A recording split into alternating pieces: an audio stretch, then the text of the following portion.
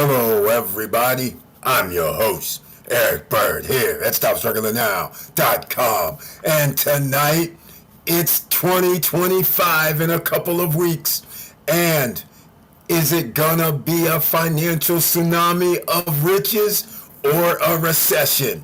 It's investment time, ladies and gentlemen. You need to make decisions for 2025. You always have to plan. That means we're on the hunt for those assets that pay us. Are you along for the ride? Are you looking for those assets that pay you? Or are you going to be spending liability money this holiday season? Because money's going to get a lot tighter over the next 2.5, 3 years. So you want to make sure that you have your assets that are paying you. And welcome. Stop Struggling Now gear. Check. And please like, subscribe, and click the bell below so you get the latest updates. And I just realized I don't even have an intro for you guys. So I can't even use the normal intro bylines because once again, the new software, we're not really used to it, but it's all right because you know what's coming sooner or later. Now, let's get to it.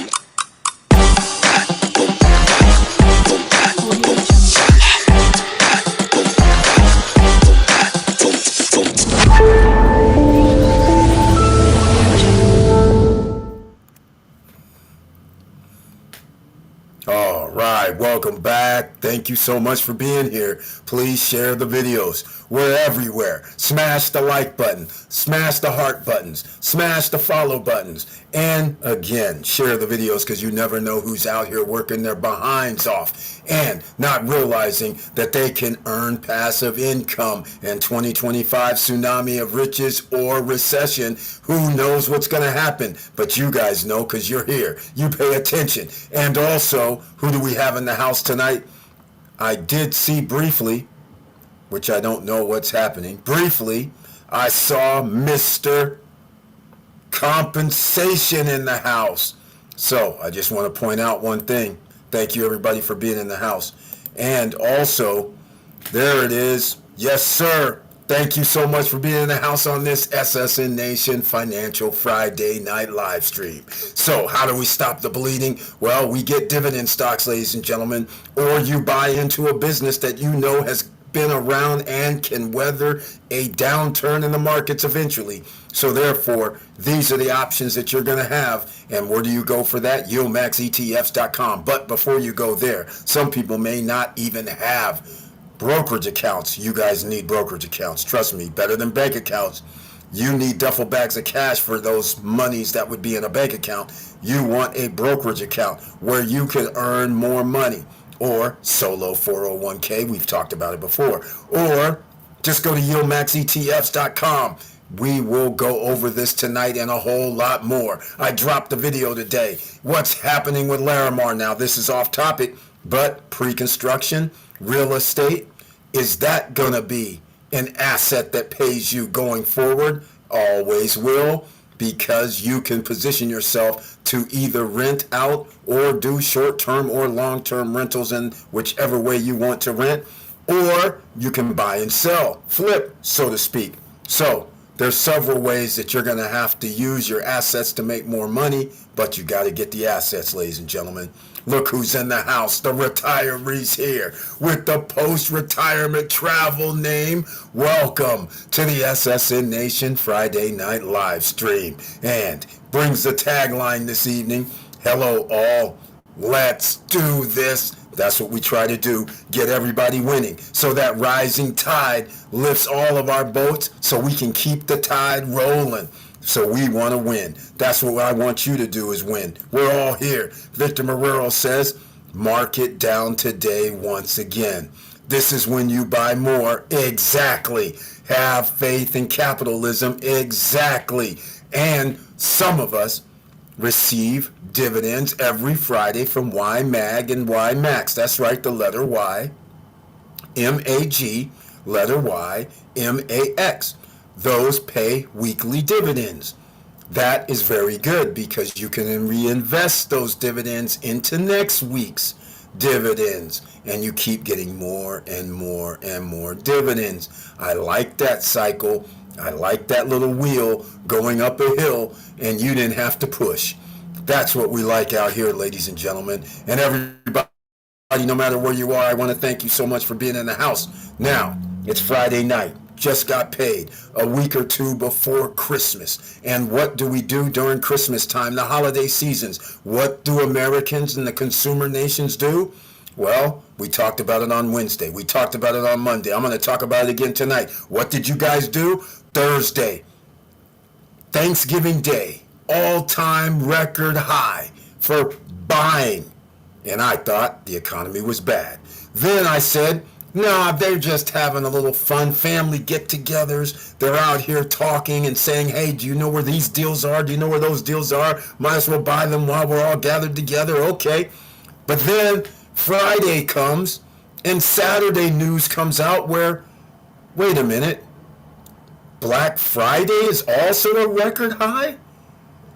I'm like, no, we can't have people out here buying liabilities when we have dividend funds that give you money every month, and we're talking about billions of dollars.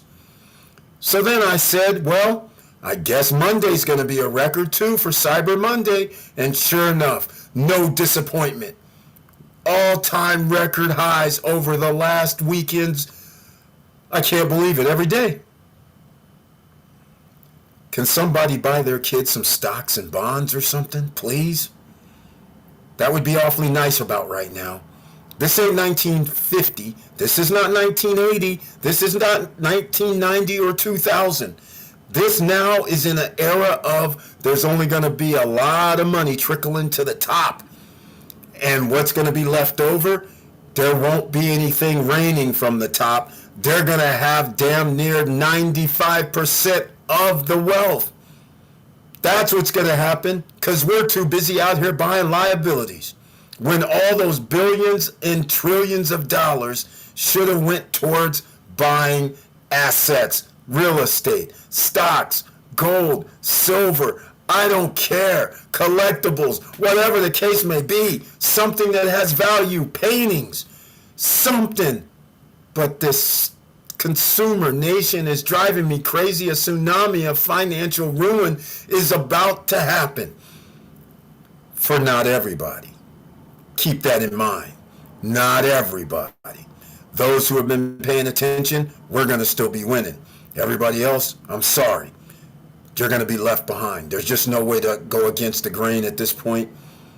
Tax cut, tax breaks are going to be for those that have assets, those that have businesses. Everybody else, you're on your own. All right? 5 years I've been talking about this. Now, 2.5 years from now, 3.5 years from now, you're really going to be on your own because all kind of things are going to change with our government potentially. And if they go according to what somebody's saying that's coming in in about a month and a week, and if they start doing what they say they're going to do, you're going to be like up a creek without a paddle. Except, since you're here, findhelp.org. All right? Non-profits. Matthew Lesko, who's been helping people for 50 years. You go to findhelp.org, there is non-profit money from our federal government and state government agencies. These companies can help you with health care, with caregiving, with job training, all at no additional cost in many instances, and a whole lot more. So go to findhelp.org. Keep it in your notebook because you always have that pen, pad, and paper when you come into the SSN Nation, I hope. And if you want to join Matthew Lesko and his team, which is a group of people like you and me, they all join LeskoHelp.com, LESKO.com. Let's Go Help, sorry, LESKO help.com. Go there. You can sign up for monthly, which is the most. You want to do like 6 months. In fact, you might want to do a year because it's like $60 for a year or $50 for 6 months, something along that line. And there, people actually help you find grant money, free help, free money, depending on what state you live in. And they help. People post up, hey, I need some help with this. And then people kindly say, oh, do you know about this grant? Do you know how you can get this little bit of money, $5,000 to help fix your car in your state? Did you know this? And people actually help. So I'm just giving you heads up because a lot of people right now live paycheck to paycheck, 70%. But I don't know how that's a number because we have all-time record highs on liabilities. So stock market, as Victor Morel said, coming back down. So we'll see what happens. We will see what happens. News from round yield, high yield, dividend, ETF, YBTC. Oh my. The ETF will start paying weekly starting in January. See, another asset, ladies and gentlemen, and that's Bitcoin. The ETF currently paying $1.77 per share. ETF price $55.03, also getting capital gain. Exactly. Now, it's $1.77 per month, so that's about $20 per year. So that's about, isn't that 40%? Yeah, that's like 40%, I believe, per share. Where can you get this? I'll just say 35 to 40. It's somewhere like. But the point is, it's money while you sleep, and I like the weekly effect. Thank you so much, Victor Morel, for breaking out that news. That's going to help a lot of people out here. That's why you should have your pen, pads, and papers ready, because even I didn't have YBTC on my bingo card. I'm just saying. Just saying. So this is why you have to go study. We want you earning money while you sleep, and you need to figure out a way to get as much money into these dividend funds that you can. That makes sense for you. Not everybody, not every stock or every ETF makes sense for everybody. This is why I have down below in the description box, if you don't have a brokerage account yet, get a Robinhood or Webull. All right, Robinhood or Webull. The apps are down below. But let's just say, for the sake of argument, you want to be one of those persons that says set it and forget it. Well, we have something for you as well. Down below in the description box, we have Wealthfront. That's right, Wealthfront. Go see what Wealthfront does. As long as you put $500 in your account or more, up to $4,999, from $500 to $49.99, they do not charge you a management fee of the money. But as soon as you click into that $5,000 and up, then they start charging their annual management fee, which is minor, but nonetheless, you win when you don't have to take off maybe a 1% a year or 0.75% a year, right? Go check them out. The link is down below. In fact, what I might do is I'll just put the link in chat rooms so people will have that at their disposal without having to log out or do anything crazy. So don't worry. I have you guys. You're all covered. It's a beautiful thing. We'll put it in all kind of chats all over the internet, so people will have it. All right? Here we go. It's in this chat room. It's in that chat room. Let's see, where else? Oh, yes, we're even streaming to, if I'm not mistaken, are we streaming to, I should be streaming. I don't see it, though. No, don't see it. Thought we were streaming to Telegram, which is different. I'm pretty sure we are. I just can't get it up.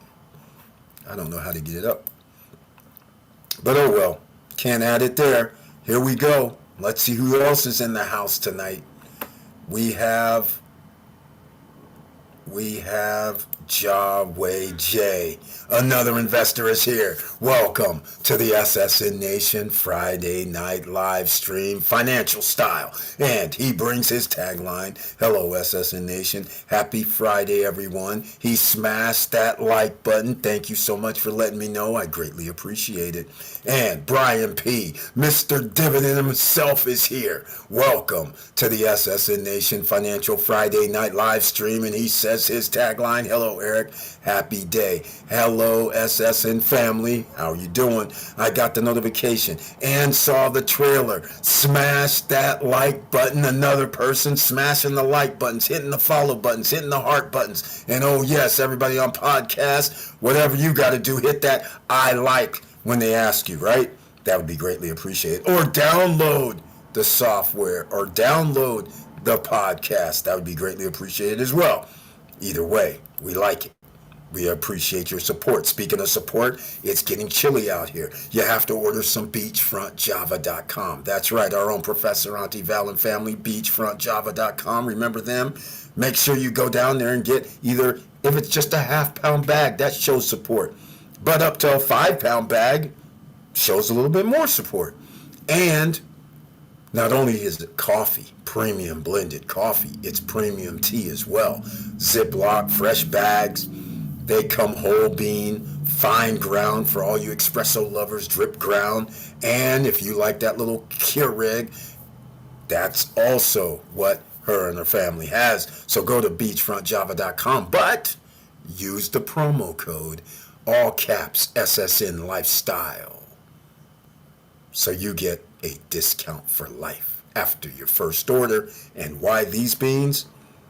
Central America, South America, African, Indonesian, some of the best coffee beans in the world is making your brew. And she has at least up to 20 different varieties of coffee with something that you might like.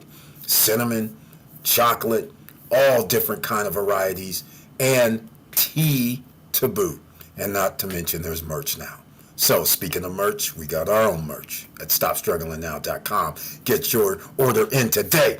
All right, that's it. Hopefully I helped a few people. Brian P., Mr. Dividends in the house. Thank you so much for sending me some of them emails earlier today. And it's shocking. We are making money in here. That's what we're trying to do. We're making money. We're trying to get other people to make money too. That's why we have to share these videos. A lot of people are out here hating, but they shouldn't be, because there's a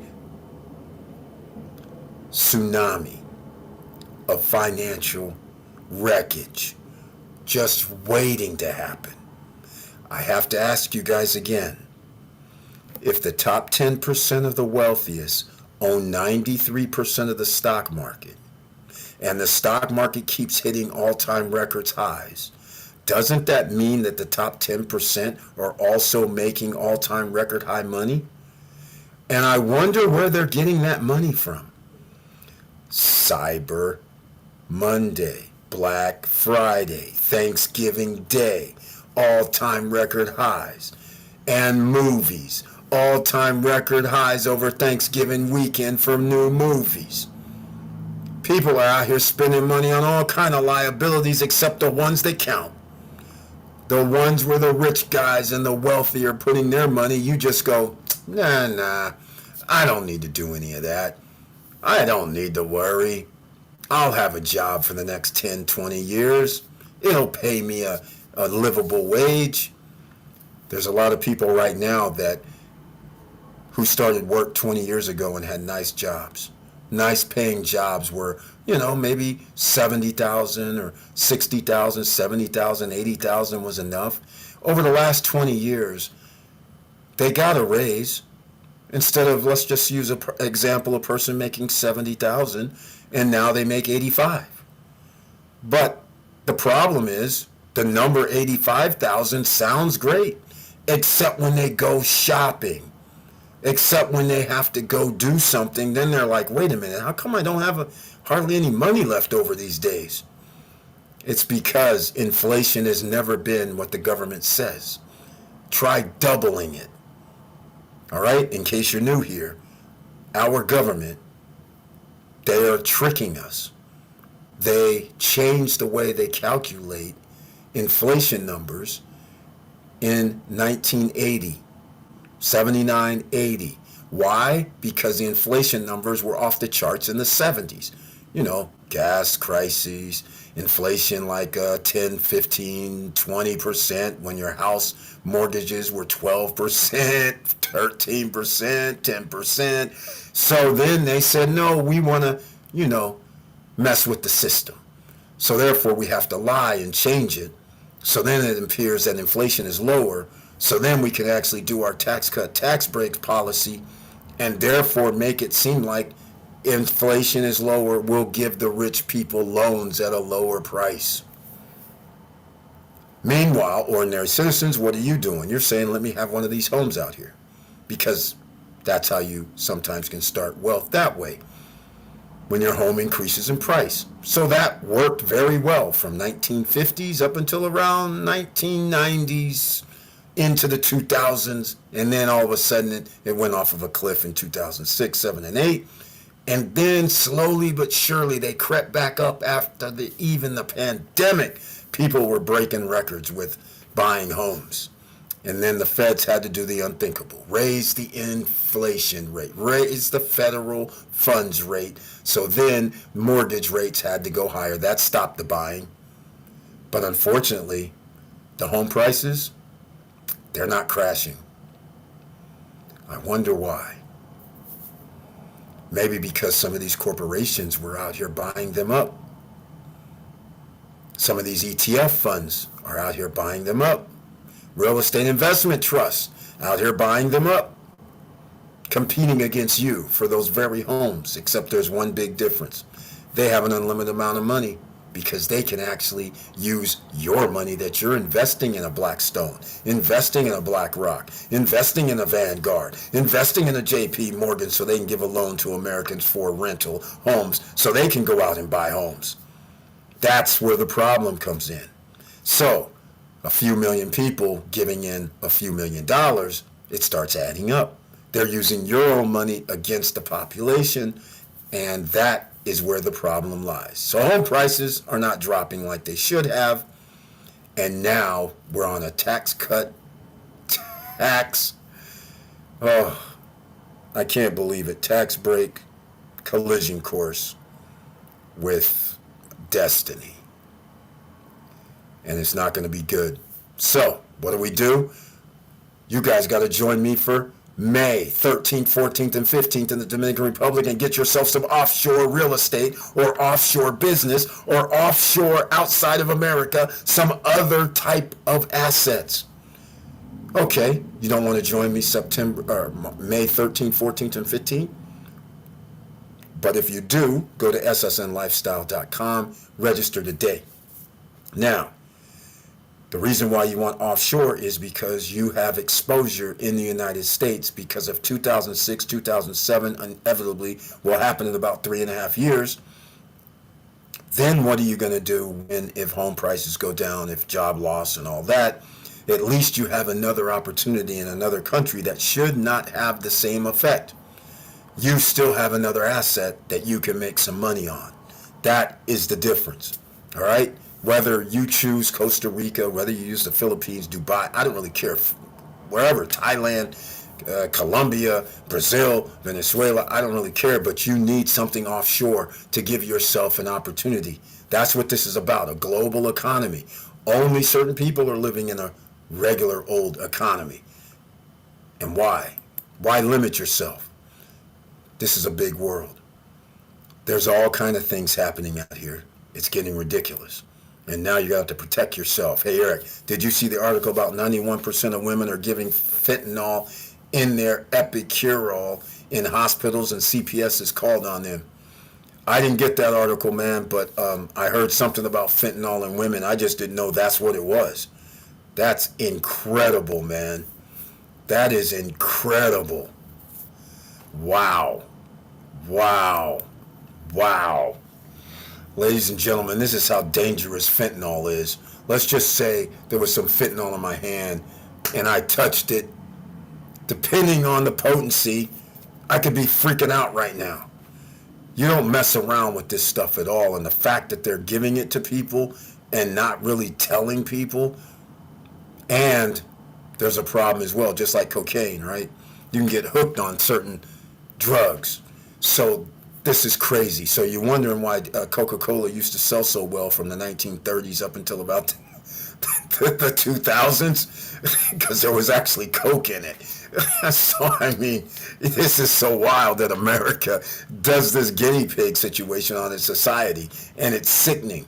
But there's a reason, because we're the only developed country out of the 33 who does not have health care for all its citizens at no additional cost. So since health care is for profit in the United States, they're making sure you're sick. Thus the processed foods, thus the dyes in food, thus the preservatives in food, all bad for humans. But again, this is just another thing that you need to protect yourself from. So you leave outside the United States, guess what happens? A lot of food from the U.S. can't be sent outside of the U.S. to other countries because they have banned substances in the food that is known to be harmful to human beings. So when you know that, that's why you may feel better when you're on vacation outside the USA, because sometimes you have real food, not genetically modified food, not processed food. You have better food. So some of this that you feel a little euphoria is based on, what if you are really sick all the time but don't know it? Think about this. Because you are taking in all these processed foods, all the sugar, the salt, all of this crazy nonsense in the food, and then when you're on vacation, unbeknownst to you, those products can't even be shipped to the country that you're in, and you're eating better food, but it looks the same, tastes similar, because, you know, when you leave the country, food tastes different. Wonder why ever? But the point is, then you start sitting around like feeling better. You're like, oh man, I was walking around, I was doing all kind of stuff. There's a reason. I'm just saying. All right? Just be mindful of all this. This is going to come crashing down, and it's going to be very, very bad. So health is wealth. Buying assets that pay you is wealth. But who's going to have all the wealth if you keep buying everything and making it trickle up? The wealthy have the corporations, the stores. Sure, there's always mom and pops, and sure, there's always an entrepreneur like myself and others who's watching this, that we have business ties to other things, but it's not at the magnitude of billions of dollars. It's not at the magnitudes of hundreds of millions of dollars like a corporation. That's a whole different animal. So they get trickled up from everybody that lives paycheck to paycheck, and they're just smiling all the way to the bank, because if anything ever happens, like in 2006, 7, and 8, for housing, they can just buy up all the housing. What happens right before the pandemic? They can just buy up all the housing because they get tax cut, tax breaks money, and they can borrow. You can't do what they can do. You would be out of debt if you could turn to the Federal Reserve and say, hey, you know what? Can you, let's just say you owed $100,000, right? It would be awfully nice if the Federal Reserve, you can just roll in and be like, hey man, I need a loan for $120,000, and will you give me interest only for 10 years? And they go, oh, 1.5% interest only for 10 years? Sure. You understand that this, we're talking about under $2,000 a year is what you would owe. So you would gladly pay $200 per month, wouldn't you? And that's your debt, getting paid down and everything. And then 10 years comes, and you turn to them and say, hey man, can I get another, since I paid this down a little bit, can you just extend it another 5 years for me at interest only? You have a huge advantage because you can pay off your principal a lot faster. Just $200 a month, you would be paying down your principal. That's how crazy it is on $100,000. That's how crazy it is. That's insane when you really think about it. You don't have that luxury. All right. I had to get on my soapbox this evening because Christmas is only 12 days away. All-time record highs, and I'm expecting all-time record highs in buying for sometime Christmas Eve, 2 days before. I'm expecting all of it. So, you guys, don't do it. I know you have children. I know this. But if you're going to do something, why isn't stocks a thing? Why isn't bonds a thing? Why isn't some books for educational and financial resources? Why is that not a thing? Think about it. Because 10 years down the line, if you don't have social media and your job at a school is almost meaningless because millions of people graduate a year and there's only going to be a few 100,000 jobs available at a high livable wage, there's going to be an imbalance, and it's already here. So, what do? You can only do what the wealthy do. Buy what they buy. Simple as that. All right, I just sent the article. Thank you very much, man. I appreciate it. Thank you. I appreciate it. Thank you, and thank you. Now, let's get into it. Let me know. I dropped a video today. Let's see here. Okay, that's the wealth front. You know what else I wanted to drop? I always mention this because crypto is going to come into play here at even a higher value because they're playing around with the monetary system. And there is something that Brian P. sent me an article on, Visa Direct. Is there anybody that's watching this right now? Mostly everybody, they've still banned this. This doesn't go outside of the USA that much. There's only a few people that see it outside of USA. So let me know if anybody, put it in the chat rooms, let me know if anybody's heard of Visa Direct. Let me know if you've used Visa Direct. And I want to know if anybody in USA has used Visa Direct. You want to know why I'm going to ask you this is because it's not really anything crazy. If you have Zelle doesn't charge a fee, but it's with the banking system and they track you, obviously. If you have Venmo, if you have Cash App, those are only in the US. Cash App's in the US and UK, but there's not in the rest of the world. This is why the rest of the world wants BRICS and all that, because you're out of the banking system. But you know what else is not in the United States? What they call Visa Direct, so to speak, is what I always talk about in the DR. What I talk about when you go overseas, not in the EU zone or in USA or USA and its buddies. When you go to another country that's not affiliated in the US banking system, then things change. All of a sudden, you can just send money to people. As long as you have a bank account and an ID that you can put into, your driver's license number or your passport number, there's no restriction. And the people have the money direct. Same, like right now, if I'm in I don't even have to be in the DR. If I need to send somebody in the DR money, I could go into my app in less than 3 minutes. By the time I fill in their information, checking savings, how much I want, I hit send. The thing is going to charge me like 3 cents or 25 cents, whatever it is. As soon as I hit send, I could send a message to the person and be like, hey, did you get the money? And they'll be like, I got it. Not this Zelle nonsense, not the bank wire nonsense, none of it. In the EU zone, before, when they were having trouble, early, 2000s, and they tried to get all the countries from their not having their own currency, and they went to the EU, euro, dollar.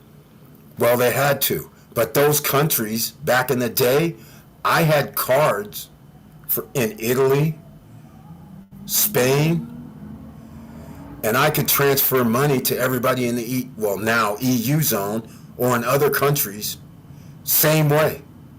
But guess who blocked it? The United States.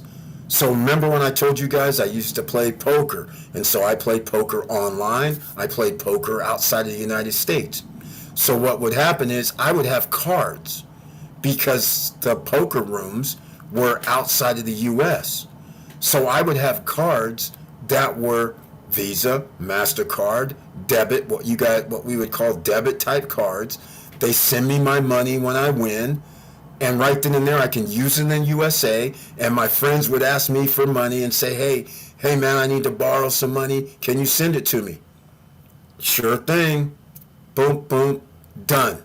1 minute, they have the money in their same card type of account. None of this asking for in fact, they didn't even ask for information. All I needed was just their number. I just needed a number to send to and their name, and it was done. And I'd be like, hey man, I sent it. They'd be like, I got it. It'd be like less than 1 minute. So this thing about what they do in the United States is all tracking. But why are they tracking? That's what you should be asking. Why are they tracking? Unstoppable domain, ladies and gentlemen, go get it right now. While you're out here spending all this money, you don't know if this is going to be an asset or not, but I'll take a bet for $20, 25, $30. And right now they have special deals. What does that mean? That means like ericbird.crypto. You can send me any of the top 400 cryptocurrencies. I don't have to give you anything but ericbird.crypto. As long as you know my name, and I have .crypto, like I have stopstrugglingnow.crypto, ssnlifestyle.crypto, ssnlifestyle.nft, stopstrugglingnow.nft. So people can send me crypto to any of those, and I don't have to give you an alphanumeric character. But there's more to it. Since you have to you don't have to, but since you mint it on the blockchain, the other important aspect of this is if the blockchains are ever able to expand, you can already put a small website on there, but imagine being able to put a full-blown shopping website on there, which you can do right now in a small scale. But the thing is, that means it's not trackable. It's only trackable by you and another person that knows who sent it, right? That's the person paid for this item. They have to give you their name and address and all that. Okay, you know, but the rest of the world doesn't know. And the government doesn't know. You see what I'm saying? Even though crypto is not anonymous. Because once you have somebody's alphanumeric character, then you can actually just put it in the system and it'll tell you all the transactions they've done. But the point I'm trying to make is unstoppable domain, no annual fee. That's key. It's not a .com. No annual fee. Once you have the name, you got it for life. That's the beauty of it, and it's minted on a blockchain. So it's more important than you think, because you don't know what's going to happen when BRICS and the US dollar collide, because the United States are going to go on a dangerous path, especially if they blow up the economy for the 5th time in 40 years. What do I mean by that? 1980 trickle-down effect, Ronald Reagan, 1980 to 1988. Unfortunately, G. Bush won again. So you had 12 years of tax cut, tax breaks. Okay, the economy went wiggy, so now then you have Clinton. He's in office for 8 years. No tax cut, no tax breaks. Economy's doing pretty decent. Everything's fine. Great. But now G.W. Bush 2, he wins. 8 years. Tax cut, tax breaks, except this time we got a war. All right? So now you're at 20 years, and we still haven't even gotten to the 4 years after Bush where there was tax cut, tax breaks again. And all of that is serious damage, along with every time there's a recession, whoever takes over has to spend money to get out of the recession. So now you're adding more money to the deficit, creating inflation by default, because you shouldn't have been there in the first place, but the only way to get out is you have to spend more money to get out of it, i.e. bail out banks, bail out farmers, bail out. It's like savings and loans. It's out of control. And who gets that bailout money? It's not you and me, it's the rich guys. And they don't get to go to jail either. So this is a problem. When you have 20 years out of 40 or 24 years out of 40, and you're giving the rich tax cuts and tax breaks, which they get to go use and buy assets. They have a huge advantage over the rest of us. That's why there's an imbalance today. And that imbalance is going to come to a head, like I've predicted before, 3.5 years, and it's sayonara. I'll be retired at that time, and I'll be slaying dragons at my old age because of this extra cost of living that is going to occur. And you can't get out of the way unless you are out of the way, which means, are you going to put your eggs in another basket as well? It's a global life that you can live. So I'm giving everybody heads up, like the last 5 years. I would only suggest, you don't want to do DR, fine, but I'm telling you right now, you better get land, property, or something in another country. All right? Just keep that in mind. And why? Because that'll give you options. If things do go really bad, not if, when they go really bad, you'll have a place. You'll have some ties. The simple fact that in a lot of these countries that you have real estate, sometimes that's good enough. In the EU zone, well, you know, they don't really like you like that. But in a lot of these other countries that are developing nations, they like people that invest. So then therefore you can get residency or you can get special treatment because you're bringing in some money and you're living there. Powerful. All right. So that's my spiel for tonight, ladies and gentlemen. That's what I have to tell you, because you're not going to win out here sitting on this thought process that everything's just going to be fine and sit back and relax. All right. So there you go. Unstoppable Domain link. I put it down there. Let me go over here to a few other places and put the Unstoppable link in the chat room at other locations. So, you know, everybody can, yeah, it looks like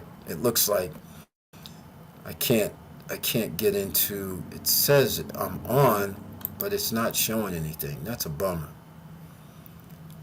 Oh, I see what happened. Wow, that's messed up. I see what happened. Okay. All right. Well, we're kind of on it, but I don't see what happened. Kind of there. Nah, this is bummer. Okay. Well, I may have to just take it out. Yeah, that looks like what it's going to be. Yeah, there's just no way. I'm going to turn it off because I can't do what I need to do. Ah, there we go. All right. We're back. Maybe. We'll see. We'll see if it comes on. Let's just see if it happens. All right. Let's go. Uh-oh, hold on here. Who do we have? We have somebody. Here we go. Post-retirement travel. Talking about Bitcoin. I keep hearing on the news that it will reach 200K by the end of 2025. We've been talking about this. Buy a cup of coffee's worth of BTC daily. Only 29% ROI in my portfolio. Victor Morrell, you're right. Okay, well, it's not that hard to figure out. You're absolutely right. The ROI for Bitcoin literally is, like he's saying, 29% ROI. It's been a roughly somewhere around 23 to 30% ROI year after year after year. How can you take advantage of it? Buy the same amount of cup of coffee. How many of you are at a job and you're out there going to fast food restaurant or going to buy some Starbucks or going to buy food every day? $10, $20. Just do that every day. Or you can go to YBTC. Just saying. You can go to YieldMax ETFs and join the Coney, CONY party and get some dividends of 50, 60, 70, 80, 90% return on distribution. Go see what that's about. MSTY, which is at YieldMax ETFs, go see what that's about because they buy crypto, Bitcoin. So once again, you're right, a year and a half we've been talking about it because we did take high risk, high rewards on those 1% a month or 1% a week or tried all these crazy things, Miracle Cash, NFTs, all of it imploded. But after that, for a year and a half, we said, well, Bitcoin, Ethereum only. That's it. So any offshoot from that, MicroStrategy is MSTY at YieldMax ETFs. MicroStrategy is the company, and since they buy Bitcoin, Michael Saylor is a big proponent of Bitcoin. That's what his company uses his profits for. They buy more Bitcoin and stash it away. So far, it's paid off handsomely for him, Elon Musk, a bunch of people. The wealthy have gotten over. JP Morgan at one time was buying Bitcoin. I'm pretty sure they don't mind their holdings. There's a bunch of wealthy people that were holding Bitcoin. So just letting you know, that's pretty much worth it. So thank you so much, Victor Moreau, for that, because that's what people need to understand. There's nothing wrong with getting 20, 25%, 28, 29% annually. You don't need to get home runs. You don't need to. That is a home run. Anything over 10% is a home run. All right? Just to keep things in perspective. We've been spoiled over the last few years where you could actually in the stock market get things like 20% and 18% and 15% and 17%, but that's not the norm. Nor is it the norm for an ETF to keep getting this annually. And now you have Bitcoin and Ethereum ETFs, which also helps you out. But I like the fact you can get dividends and get appreciation on the stock price by using like CONY and the other MSTY at Yomax ETFs and some other places as well. That's a good point, Eric. Which platform do you use to transfer money while overseas? I used to use a company called Payoneer. I don't use them anymore because they changed up. They joined the United States Net Fund, Payoneer, bunch of them. They joined the United States when the United States basically strong-armed all the countries. All the EU countries joined. Some African nations. There's only 6 countries. Well, there may be 8, but it's 6 countries basically officially in the world that did not join the United States banking systems. One of those countries was Dominican Republic. So that's why their banking system is still like 1960, 1975 or whatever. And that's why you can just still transfer money directly to people. The EU zone is now the EU zone, so they use the banking system. Oh, we need to know who's sending it. We're not going to let you just send money directly like this. No. So, yeah, we used to have Payoneer, Net. I can't remember, man. It's been a while ago. It was Net something. Net Fund, Net Find, something like this. Then it was our back offices at the, you wouldn't believe this stuff, man. The back offices and the online poker rooms, they had back offices, so to speak. Somewhat like how we have Zelle, but it was set up like a banking scenario. So if somebody,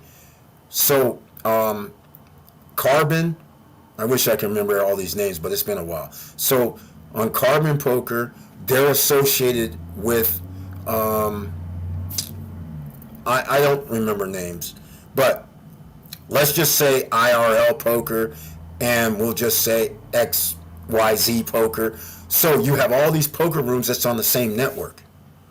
So if somebody needs some money, I could, long as we're on that poker room's network, doesn't matter what poker room branding that they're playing on, I could send them money. And when Bitcoin came out, now that changed things wildly. So that's why I actually bought Bitcoin, because the United States blocked United States citizens from doing transactions with online poker rooms. Yes, blocked. Literally. The United States is not what you think. They were mad because we're actually able to send money all over the place without them tracking it. And these poker rooms on Sunday used to be the day of $500,000 guaranteed. $1 million guaranteed tournaments at Phil Tilt Poker. The winners getting like $200,000, $300,000. And they can't do a damn thing about it tax-wise, because the companies and corporations were offshore. So your money is sitting offshore. And then they send you a card. The card has Visa, MasterCard, or actually they had these other, I wish I had a card. I don't. But I have one somewhere as a memento. But on the other side, we know we have our Visa, MasterCard, but they had their country or the EU zones or whatever the other banking systems were would also be on the card. So I could be anywhere in the world and use the card. It was wild. So the United States government's like, oh, hell no. These guys are over here winning 20,000, 10,000, 5,000, 100,000, and we can't even tax them, nor is it traceable because we can't get their tax information from Costa Rica. We can't get their tax information from Malta. We can't get their tax information from Italy. What the hell's going on? Hell no, we'll just shut it down. That's what they did. They shut it down. So what did people do in response? I didn't do it, but friends of mine, they said, you know what? Since I'm pretty good at poker, I can play poker anywhere. So they moved to Mexico. People moved to Mexico, Canada, Costa Rica. They moved to Europe, whatever. And then they would play poker online because in live, like I told you guys before, when you play live, you only have like 20 to 25 hands per hour. When you play online, you can have as many tables up that you can handle. You could be playing, like me, I used to play 4 tables on my screen at once. And you're playing almost 50 to 60 hands per hour per table. So if you're a very good player, the more hands you get to play in, and you have higher profit, you do it times 2, times 3, times 4, and there were some guys that would have like 8 tables up. So you can imagine what's going on if you're pretty good. So there's thousands of dollars not reported to the United States government. And guess who the most of the poker players are? The consumer nation, United States. So again, when you have these $500,000 guarantees, $1 million guarantees, $2 million guaranteed tournaments, and winners are getting, first place is like 500,000 and the 2 million guaranteed, or 600,000. Second place is like 300,000. Third place is 200. Fourth is 100. Everybody, you know, top 10% are paid out. Worst case scenario, $5,000, $10,000. But you know how many Americans are in that? There's like a 500 to 1,000 people in the tournament. You know how many Americans are in the top 10%? Damn near 70%. So when the payout's like $2 million, you can start doing some numbers. You'll be like, wait, $1.4 million to American citizens and we don't get no tax money? Hell, nobody gets any tax money. Not even the country that the poker room is in. And then we have cards. And we can transfer money to the back office. We just can't bring it back to the U.S. other than off our cards. So now I can go to the bank and say I want $10,000 on a cash advance. You know what's funny? The deal that the poker rooms had, the cash advance fee that we pay in America, they don't pay. Well, at the time, they didn't pay it. There was no fee. So they were like, we don't care, man. The money's sitting in your account. All you have to do is withdraw it using the card. Well, I'm like, man, this is the best thing ever. So anyhow, that's a good point. Which platform do you use to transfer money while overseas?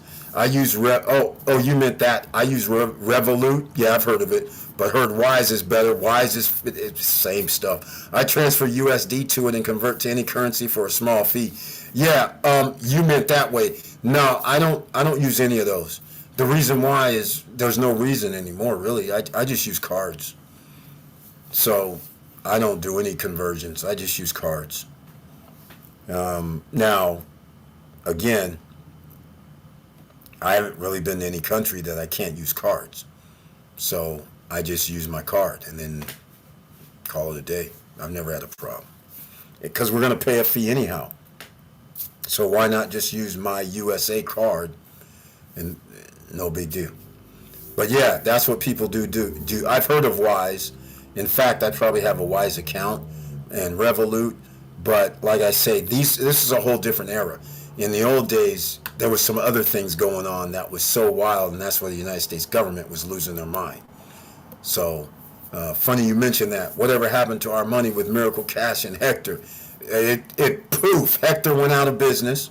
Miracle Cash is I don't even know what they don't even have. I don't even know what happened to them. They tried to come back. They said they had coins now. Yeah, now coins. The NFTs they don't even talk about. Can't get in touch with them, obviously. They make these videos, live streams, can't call in, still hidden. I got blocked because I was asking them questions, and then I was calling them on their BS, and then I'm making videos about their BS, and then they're like, but yet nobody's winning anything with them.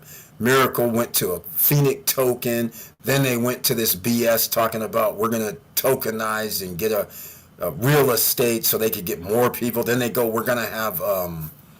what's those nodes, and then they've come to find out the nodes didn't connect to anything, so it was all fake and it was a computer simulation. In reality, it's all BS that they're doing the whole time, man, and it's sad. Can we get that money back? No, man. Hector filed bankruptcy, so they're gone. Miracle Cash, they're just running rogue. I believe Micah and his minions, they're going to have a problem coming to the United States. I mean, I don't know. They're going to have a problem, I think. So, yeah, that's gone. Everything regarding crypto is all bogus. All of it. 100%. Nothing panned out. Hector, Miracle Cash, I think I'm missing, Debtbox. Debtbox changed their name to something else. The partners split up. Then they acted like they're trying to bring something back, but nobody cares. They had an SEC situation. They kind of beat the SEC, but then they claimed that they actually did have legitimate business, but if they did, then where's all the money? It's like all of it was all BS. So they had a good scammery, I guess you would call it, but yeah, man. They went to Cancun with our money. We should have bought more BTC. We got jammed up. Exactly, Victor Morrell. And because of what happened a year and a half ago, that's when we all changed our mind anyhow. Because we were into a bunch of stuff, and not one of them worked out. Not one. Just like normal, 99 out of 100 crash and burn. Same old. All of them crashed and burned. Unbelievable. The only one is Miracle Cash, still putting out videos, but they're selling other stuff. Like I said, they're the worst scammers on the planet. They just move the ball. Oh, we're selling nodes now.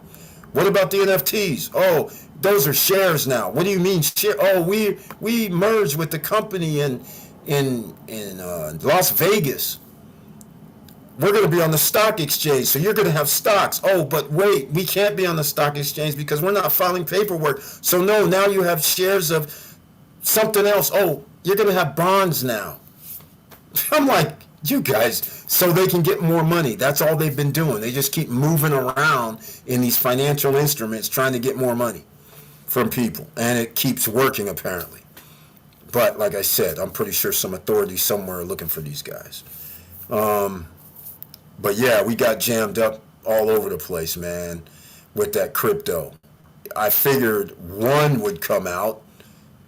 Everybody's like, yeah, what does the crypto do? Remember, we study it. It looks like, okay, they can make this work. And then it's a twist, just like the Debtbox knows. We're sitting there watching, okay, fine. You said it's backed by assets, companies, oil, gas, gold, store, water. It's like, oh, you're backed by companies? Good. This is what we've been looking for. Then it turns out, are you really backed by companies? Yeah, we are, but now when the SEC comes in, the SEC is like, wait, are these really backed by companies? And then these guys, after the SEC stops, why aren't you still backed by the companies? Where are these companies at? You should still be able to have them running, right? It didn't make any sense at that point. Then they changed the name, and I can't remember the name. So, no, all of it's bad. Even my one with Oscar that we tried to do InstaVid AI, even he doesn't make the fulfillment occur because not enough people even wanted to invest in that anymore. So that goes by the wayside. So just have to do it yourself. It's unbelievable. Unbelievable. So yeah, unfortunately. And that is why the financial tsunami continues. Taking these L's unnecessarily when it could have just been in Bitcoin and Ethereum and in the real estate investment trust or dividend stocks or JEPI, JEPQ, whatever. That would have been the best scenario. And it still is the best scenario right now, but for how long? I think 3.5 years. That's it. After that, we're going to have another event. It's going to be an event such as the 2006, 7, and 8. And I just want to be sitting on an island chilling while all the mayhem's going down. That's where I want to be. Whether we have the revenues coming in from the stock market or not, have to have other business ventures outside of the United States. So we'll see how that all goes. But I'm going to work on doing some other things at this point that I envision, because remember, I got 2.5 years for retirement, and Friday night is story night. And I gave out way too many stories this week. Okay, so I'll tell you guys right now, remember I was talking about patents. And Greg Raymer, who is a World Series of Poker champion, he actually was a patent attorney, but he does, I don't know if he practices it really, but he's supposed to come on. I'm just waiting for him to tell me what night or what day, because he's going to set up the day and time, because he still plays professional poker. I mean, that's incredible when you really think about it. So he said he's going to come on, but I'm trying to tell him I want to talk to him about the patent that I told you guys about. But there's other factors, because he won the World Series of Poker, and I think it was 2006 or 7. And he's been still playing all these years, which means his money management skills is off the charts. And he's a good player.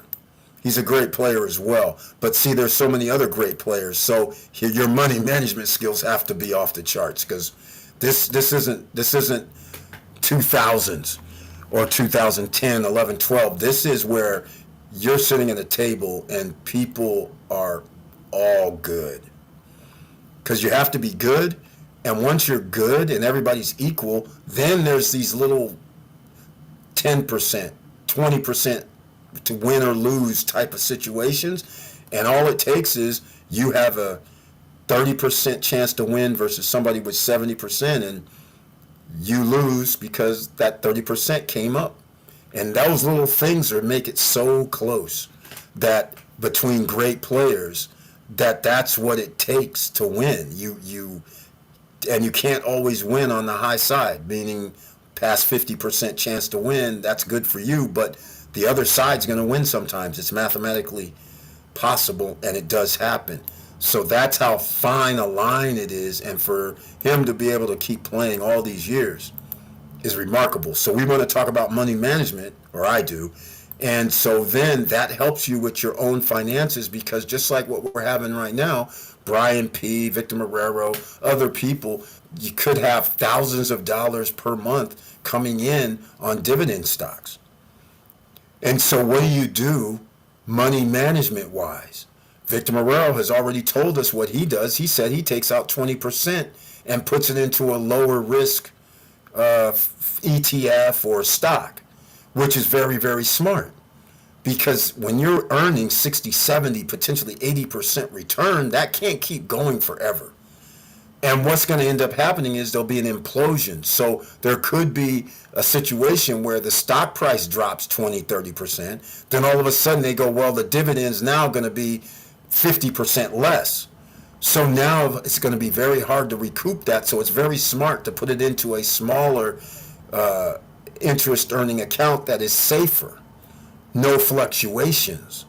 So if something does happen with the market or with the industry that you're investing in, then you can survive with, you'll be like, oh, thank God, I put all that money in this lower account, and I have it, and yeah, I get my 10 or 12% or whatever percent annually from that, and it's still stable regardless of the economy. So these are the type of things that you have to think about in this era, even more than before, because after the next fall, this could change everything, because other countries are sitting idly by waiting for the United States to fall so they don't have to deal with sanctions. They're waiting, sitting there saying, you know what, you need to unfreeze our money in your country. There's a lot of things that the United States does to other countries that the United States citizens don't know. And that's why there's vitriol about us having the world currency. So you have to understand, being an American citizen is fine and all, that people still love you all over the world, but that's because you're a consumer. You're a tourist. You're going to spend money there. That's what they love, most of all. And then you have to figure out, okay, what happens if America does go into the dark side and we can't recover financially, and then the world says, well, you're not going to be world currency no more. We're going to move it to, who is it going to be? China? Who's it going to be? Now we're all going to be in a situation where they're going to go, well, you owe $40 trillion in debt, so your currency is worth 30 to 1 or whatever they want to make it up. And now you're the oppressed ones. I'm not saying that's going to happen, but I'm just saying the world, half of the world is sitting there trying to make it happen. All right? Some people would say, what do I mean? And I'll tell you what I mean. The BRICS nations, they have half of the world's population is in BRICS. So even though they don't have the industry or the economies, they have the people. So if it switched up where, let's just say, I'll use an example, Vanguard, BlackRock, all these guys go, you know what, we're going to take half of our fund and we're going to be over in the BRICS nation. Right? And now we're going to help all the businesses that are in the United States also do the same thing in BRICS countries. But the BRICS people are the ones that benefit because they're going to get paid higher wages, which are still going to be less than United States citizens' wages, but it's going to be way higher for them. If you only get $20 a day and somebody then tells you you're going to get $100 a day, that's a significant increase. So that's what we're talking about here. This is pretty significant. So don't be fooled. Don't just sit idly by and think everything's going to be fine. I'm here to warn you, just like I warned you before 5 years ago when I said the middle class is going to be wiped out. Upper middle class, they're coming for you next. They're coming for us next. They're coming for the retirees. It's going to be one hell of a bad ride if you do not prepare yourself like a bunker. You should prepare yourself, ladies and gentlemen. All right? Don't mess around out here. Yad Wealth, glad to see you, man. And once again, everybody, I have to give a promotion for SSN Lifestyle Punta Cana Investors Forum, May 13th, 14th, and 15th. We already have some people that said they're actually bringing friends with them. This ought to be one of the best ones ever. And it's looking like, if you missed my video I dropped tonight for Larimar, it's happening. Can you believe it, ladies and gentlemen? First of all, what's happening is rock busting, planning. They're actually adding picnic tables, which have nothing to do with the building. But what it does have to do with is they're bringing more people out there to look, because why? They're selling so many different phases. They're selling, which I don't know for a fact what they're selling. I mean, I guess I have to be in good graces to find out what they're actually selling. But they keep showing on their Instagram townhomes, villas, condos, spa area. It's off the charts what they're showing, and I'm assuming they're selling Paradise Tower condo hotels, the Harper condo hotels, the Breeze Towers. They must be selling at least there's 5, 6, 7, 10, 11 towers are available for sale. Some of them are sold out in prime towers, but they still have 6 towers they can sell. And villas, and townhomes, and there's a golf course that they're going to have condos on the golf course that I forgot about. So yeah, they even have that. They can sell those right now. They can sell their golf memberships right now. All that they can keep bringing in the revenue. So they're busting rocks, getting things done, but there's one very important thing that I always want to remind everybody, and that is, where's the water? Where's the sewer? Where is the disposition of sewer? And where are you running these pipes? Where are you digging these holes? And there's no infrastructure in the middle of it. This is like you go and buy 200 acres of land. And all they tell you is, oh, this used to be like cattle country. Okay, where's the water? And they tell you, oh, the water is like a mile over that way. And you're like, okay, is there any bathrooms out here? Hell no.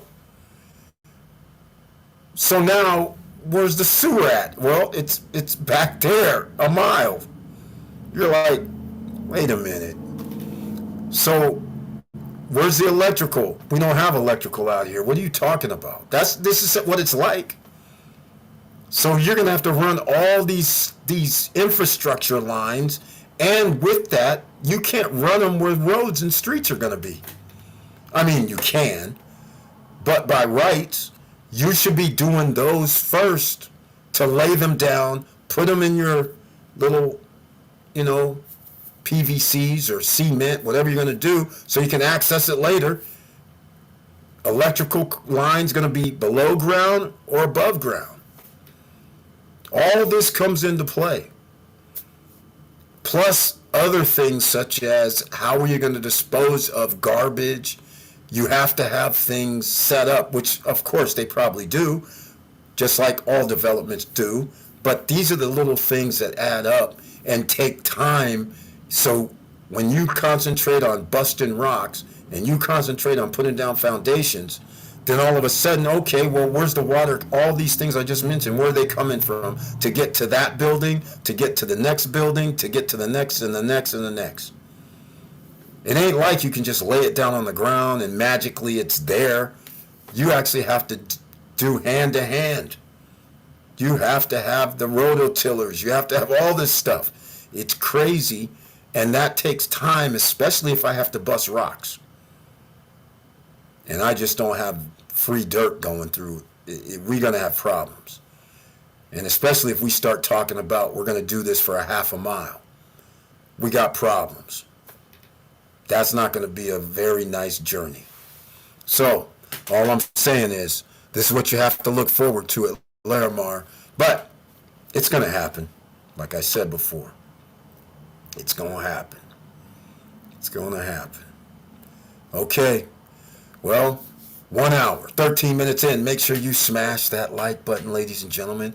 Make sure you share the videos. SSN Lifestyle, May 13, 14, 15. This is where you come see the lawyers. You can come talk to bankers, get your banking done. Make sure you have an account. Make sure if you want to start a business, you can get that started as well. You talk to the lawyers. You talk to the attorneys. You go to the presentations. You go see if there's real estate you want to buy. How about buying office space or medical space or any other type of business that you might want to think of being on an island? Come join us. Go to ssnlifestyle.com to register now. It's only $199 per person. Does not include hotel, does not include airfare, but I suggest you stay in Bavaro. What I mean, no, hold on. Los Corrales. Los Corrales. Where's Los Corrales? La Bruja is your marker.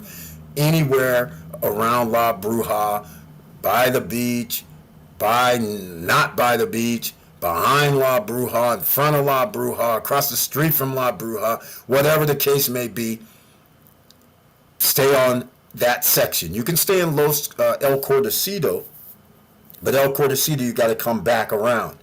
All right, so it's still less than 1 mile. But all I'm trying to say is, the ideal scenario is Los Corrales because you have bars, you have restaurants, you have breakfast, you have lunch, you have dinner, you have night life, night clubs, you got casino, pharmacies. you have streets of it. So therefore, after we do our thing and you guys go do whatever you want, you have plenty of things that you can do, all within less than a 5-minute walk. Some great restaurants, grocery stores, mini marts. It's just like home, basically. So, and the weather's nice. It'll be warm. So that's what we do. All right, let's go. Plus, that's if you don't find any surprises after drilling into the ground. Oh, for sure. If you do, that's another wait. It happened to us in Galaxy while building the parking. Exactly, Victor Morero. And look how close you were to the ocean. And see, that's what these guys, that's the thing that I try to tell the Larimar guys while they're sitting there going, we can do this, we can do that. I'm like, no, you can't. It's volcanic. Islands are made on volcanic rock.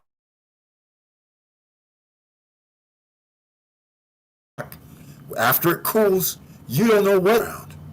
And you're by the beach, which traditionally was where the sediment and everything usually settles, so you can usually get down about 15 to 20 feet before you have to deal with stuff. The fact that you had to was because you guys have underground parking. So if they wouldn't have had the underground parking, then I believe they would have never ran into the issue. I don't think. But it still is not out of the ordinary that you're not going to run into something. And they're on a cliff, so they're definitely running into something. You guys, if you saw the video, you saw the rock. You saw the rock busting they have to do, and they're down 20, 30, 40 feet. And they're still having to bust rocks. They're not going to stop busting rocks. Like I said before, and I said on Wednesday and Monday, if you understand geology and what creates an island, then you understand your whole island is volcanic rock, is underneath. It just depends on how far underneath it is. But if you're on a mountain, that's shifted up. So a mountain is nothing but volcanic rock. That's it. It's not on the bottom. So you're going to have issues. It's just how simple it is. And remember, these islands were formed like some millions of years ago, hundreds of thousands of years ago. So, it's just like in Hawaii on the Big Island. When somebody says, hey, I want to buy a lot on the Big Island and they're cheap. I'm like, yeah, they're cheap because they have active volcanoes on the island. You'll have a lava flow a block or two away. And that's normal for those people. I said, that's not, you can't build on that. I mean, you can, but you're going to be devastated sooner or later. It's an active volcano. It's crazy. I'm not saying DR is an active volcano, but the fact is DR is the Caribbean Ocean, the Atlantic Ocean, the earthquakes and volcanic activity are off the islands. They happen a lot. But it doesn't hit the actual island oftentimes, so you don't hear too much about it. But in Puerto Rico, people know there have been earthquakes over the last 10 years, right? And it happens. They're all over the place. There's tremors all the time. So all these things you have to be careful about. It happened to us in Galaxy while building the parking. Oh, yeah, it was your underground parking. Exactly. That's why all the rest of the projects generally at Cataract, they didn't decide to go under. They decided to put on top. They said, we're not gonna open up a can of worms down there because we're gonna have to go down 15, 20, 25 feet. So either we're gonna run into water, which also is a problem, or we're gonna run into some other hazards that we're gonna have to deal with and take time to solve as well. Because once you run into the problem, now you have to figure out how to solve it for long term. And quite frankly, I'm going to say I don't like underground parking on islands. I really, really don't. I don't. Panorama Luxury, they're doing underground parking too at Vista Cana. I'm like, are you guys, to me, I'm like, are you smoking crack right now? Because we all know it's very, very simple. In America, people have basements. It simply rains. And after that basement has been built for 5 or 10 or 15 years, water somehow seeps through. Why? Because brick, concrete is not 100% covering. It's permeable. So in other words, it deteriorates over time. And all it needs is just a crack for water to come through. It rains a lot in DR. I'm not a fan of underground parking on islands. I'm not a fan of underground parking in Florida, sea level situations. I am not a fan. It might be cool, but I'd be willing to bet you there will be an issue. There will be. There is no way. Either the soil underneath, because you're so close to the water, is going to come up, or it's going to come in from the rain. I just don't like it at all. I mean, you're almost setting yourself up for disaster. And Blue Marina in Los Corrales, when I look down at I couldn't believe it. They have underground parking too, and I'm looking down there. They're down there like at least 15 feet. And I'm like, what's going to happen when it rains around here like a whole month like it did in November? Well, to their credit, it was dry. But again, I don't think long term that's a viable solution. I don't like underground parking on islands in Florida, Mississippi, Alabama, anywhere on any coast. Nowhere on any coast do I like that.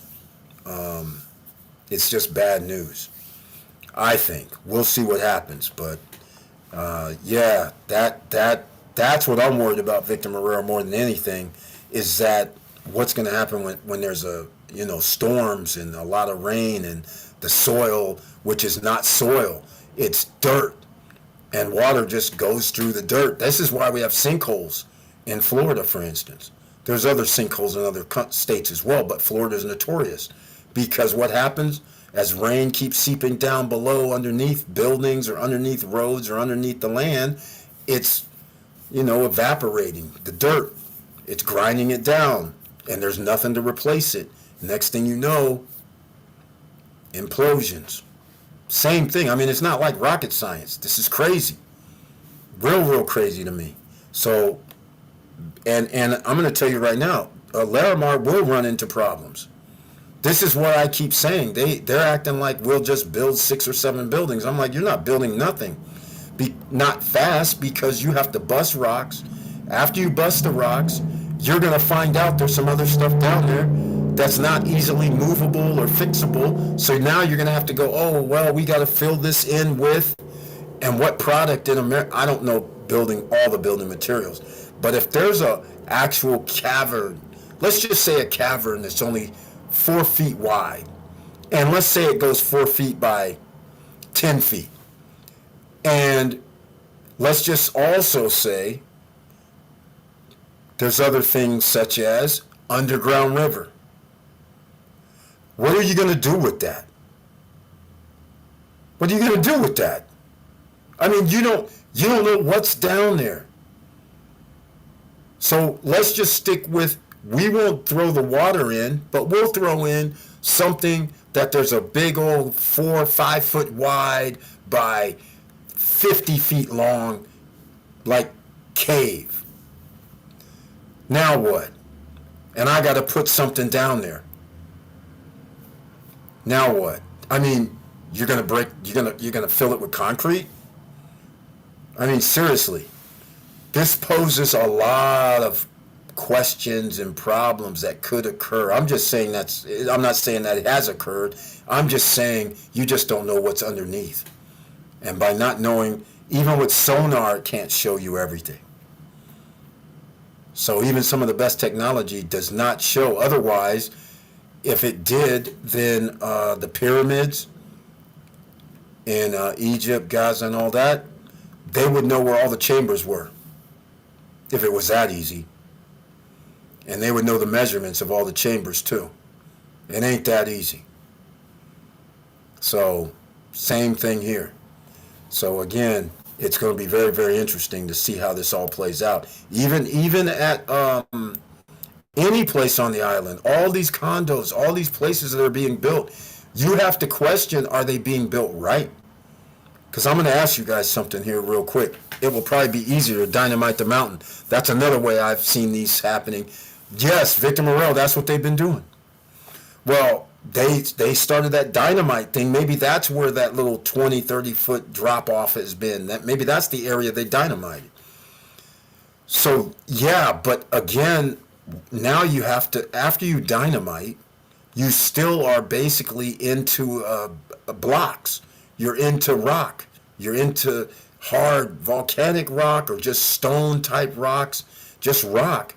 So you still have to bust more rocks to level the land. That's the thing.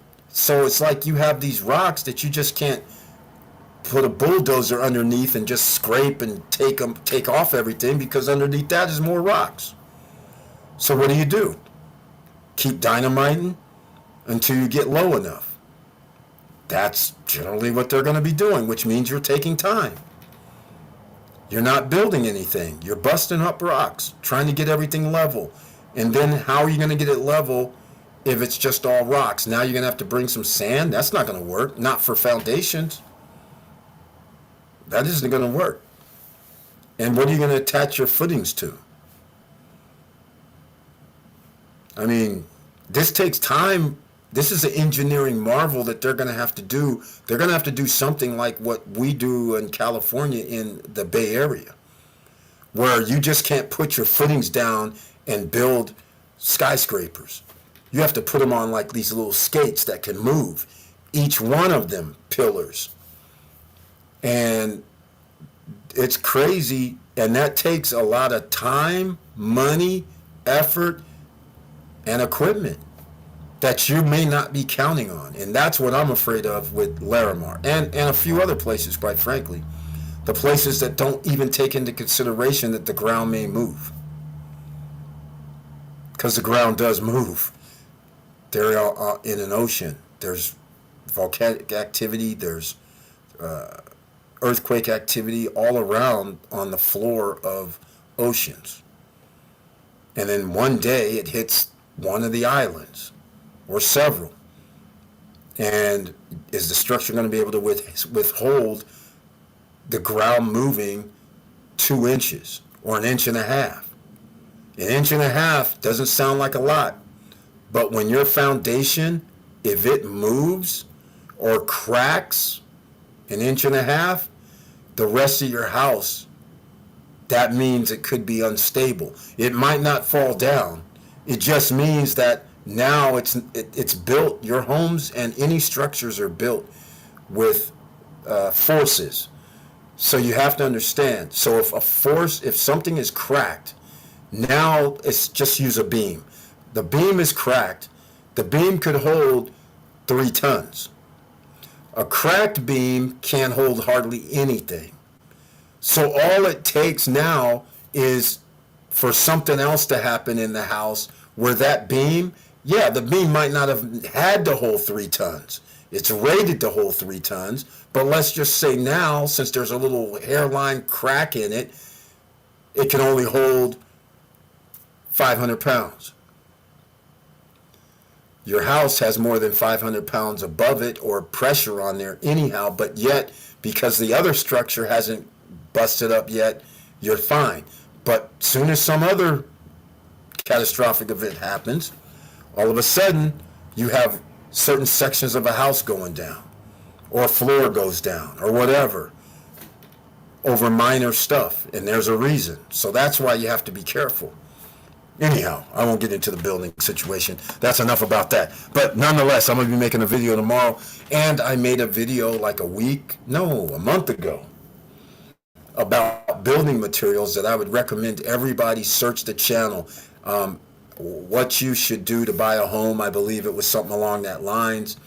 And the reason why I went over that was for this exact reason, so you understand how long materials are that last in a home. Like, I'll give you a perfect example. My dad's house is now 32 years, something like that. Okay, so it's in the southeast. So in the southeast, because of how they build things in this, well, in the state of Georgia, they 30 years ago they made homes surrounded by brick, right? And they have basements, and they have different levels. And what did they think they put on there? 30, 35-year shingles on homes, right? How long do you think a dryer, washing machine, dishwasher, refrigerator lasts that was made 30, 31 years ago, right? So now all of a sudden there's a lot of things going on because all of a sudden the roof, that's a problem.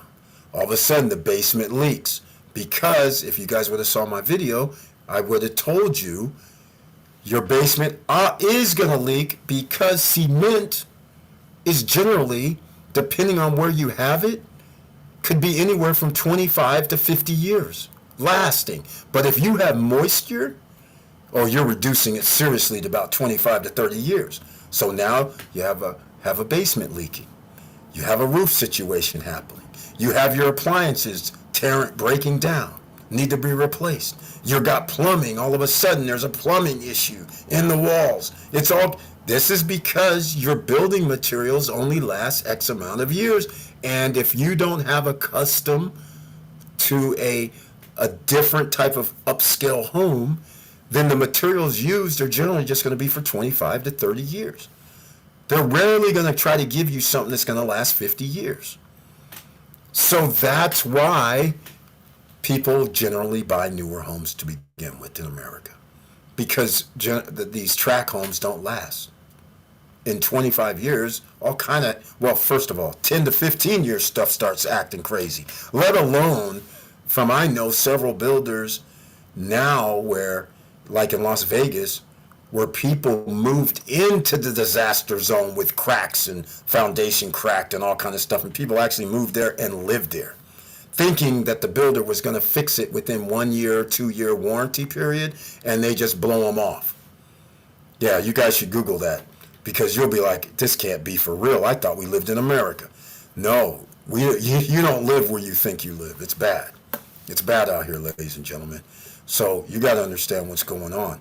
And you have to understand building materials. So this is why I'm a stickler about what they're doing in DR. I'm like, okay, bricks, blocks, okay, that's going to last a long time, as long as it's above ground. But as soon as you start saying, I'm going to build stuff below ground and I'm using block material, then we automatically only have a 30-year lifespan, because if you understand how the blocks work and it's made of cement, then it's going to matter very much about your mix.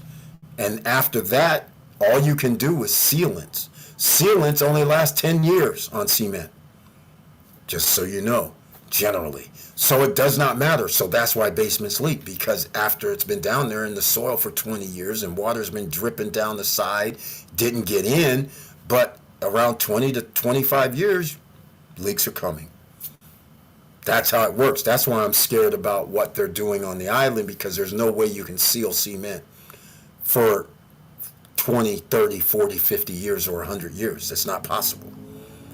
So that's why it's scary that these guys are all on an island that has a lot of water and moisture and saying, we're going to build this downstairs, a parking garage. And I'm like, okay, that's going to be cute for about 20 years, but sometime between 15 and 25 years, somebody's going to be walking to their car and being like, hey man, there's puddles of water down here.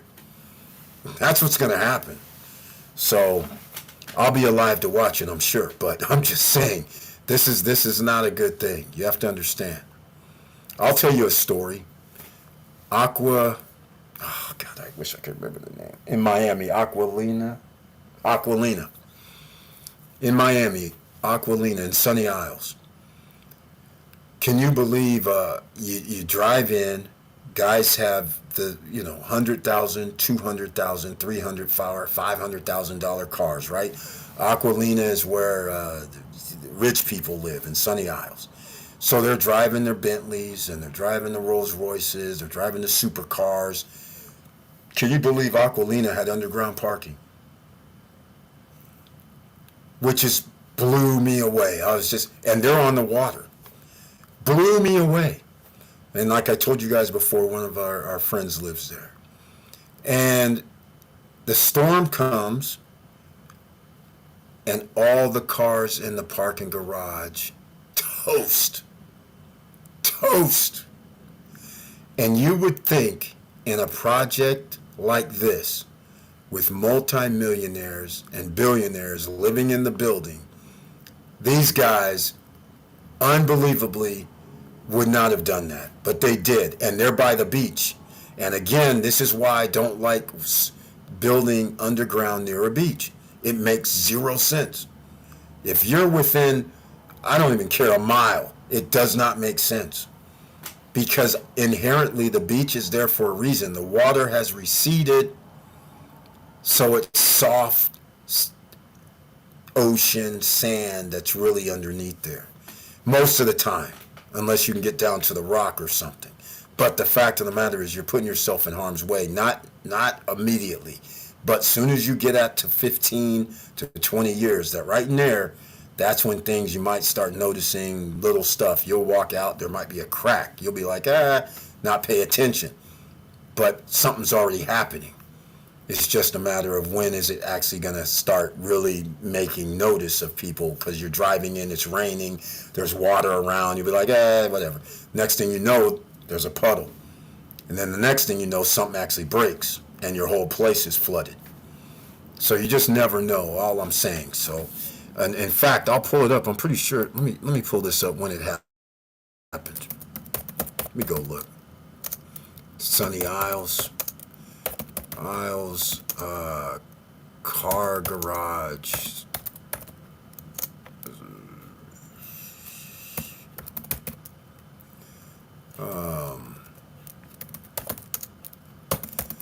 I don't know how to say it. Water damage, I guess.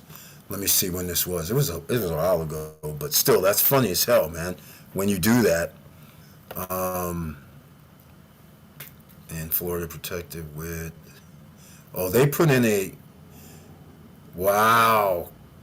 They put in a 23-foot by 3-foot passive automatic floodgate now.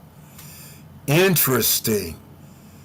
Miami floodwaters destroy underground garage full of exotic cars worth millions. Wow. That was 2 years ago, actually. Well, somebody posted it 2 years ago. Russian buyer says 7 million nightmare condo leaks. Brand new unit at the Mansions at Aquilina has a leaky window and faulty fire sprinkle that caused water damage. See? Mansions at Aquilina. Those are millions of dollars. Oh, he says it. $7 million nightmare. That condo is $7 million. And I told you guys, well, maybe I didn't. I'm pretty sure I did. I told you guys, my friends that lived there, they were building the Mansions at Aquilina, which is next door. And unbelievably, it was a $250,000 deposit at the time. And it was only like 1.3, 1.4, something like that. But I was like, no, I'm not living in hurricane zone. I just said that ain't gonna happen. It ain't gonna happen. That's nice, but not gonna happen. But Aquilina Resort Cabana for sale. How 1 week ago. So you actually own the cabanas down there now? This is getting crazy with these HOAs, man. They're charging people for cabanas? Oh my God. I don't have it on screen, but this is funny as hell. This is funny. But yeah, Victor Morel, when we start talking about building, man, it's pretty serious.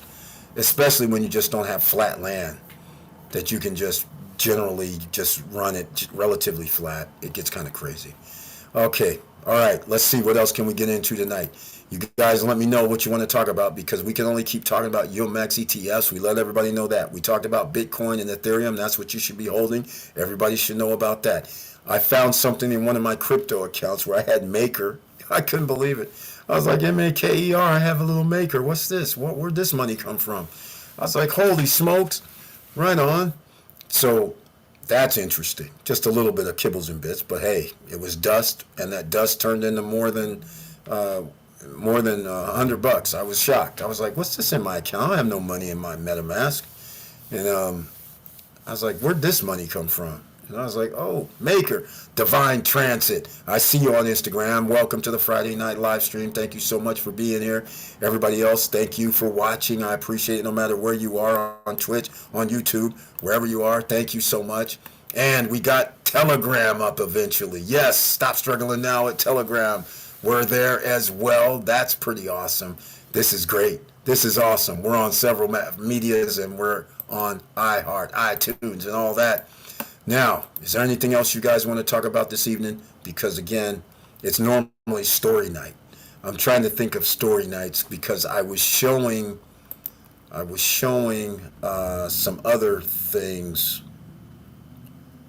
I was showing some other things tonight. The other night, which by the way, that triggered that's funny. That triggered copyright strikes when I did the Sports Illustrated videos. And I was saying, where am I? So copyright strikes all over the place. It was funny. All right, here we go. You know we got to do the commercials.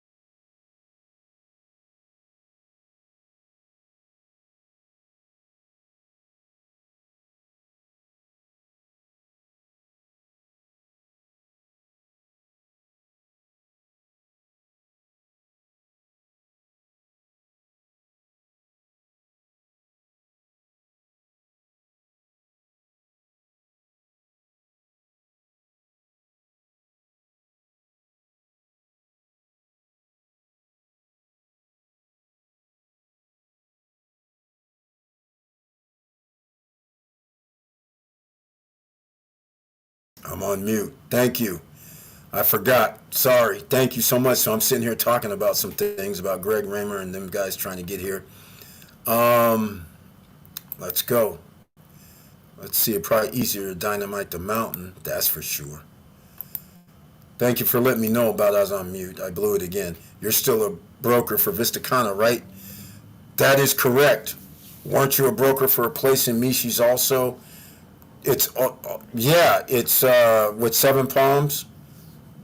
Only I can be a broker for anybody, but I pretty much, the way prices have started to escalate.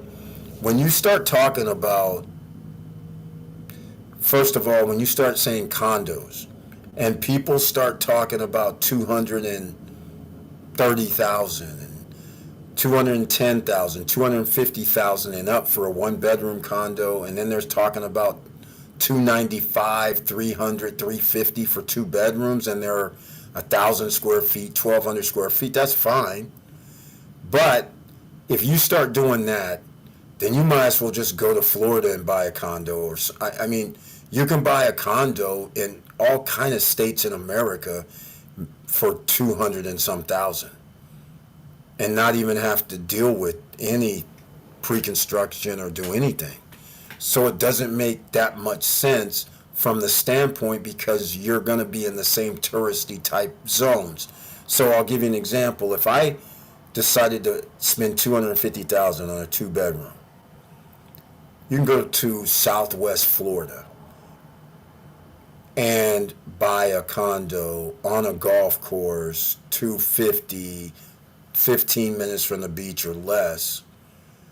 And during high season, which is the same as not quite the same, but December through April 15th roughly is high season.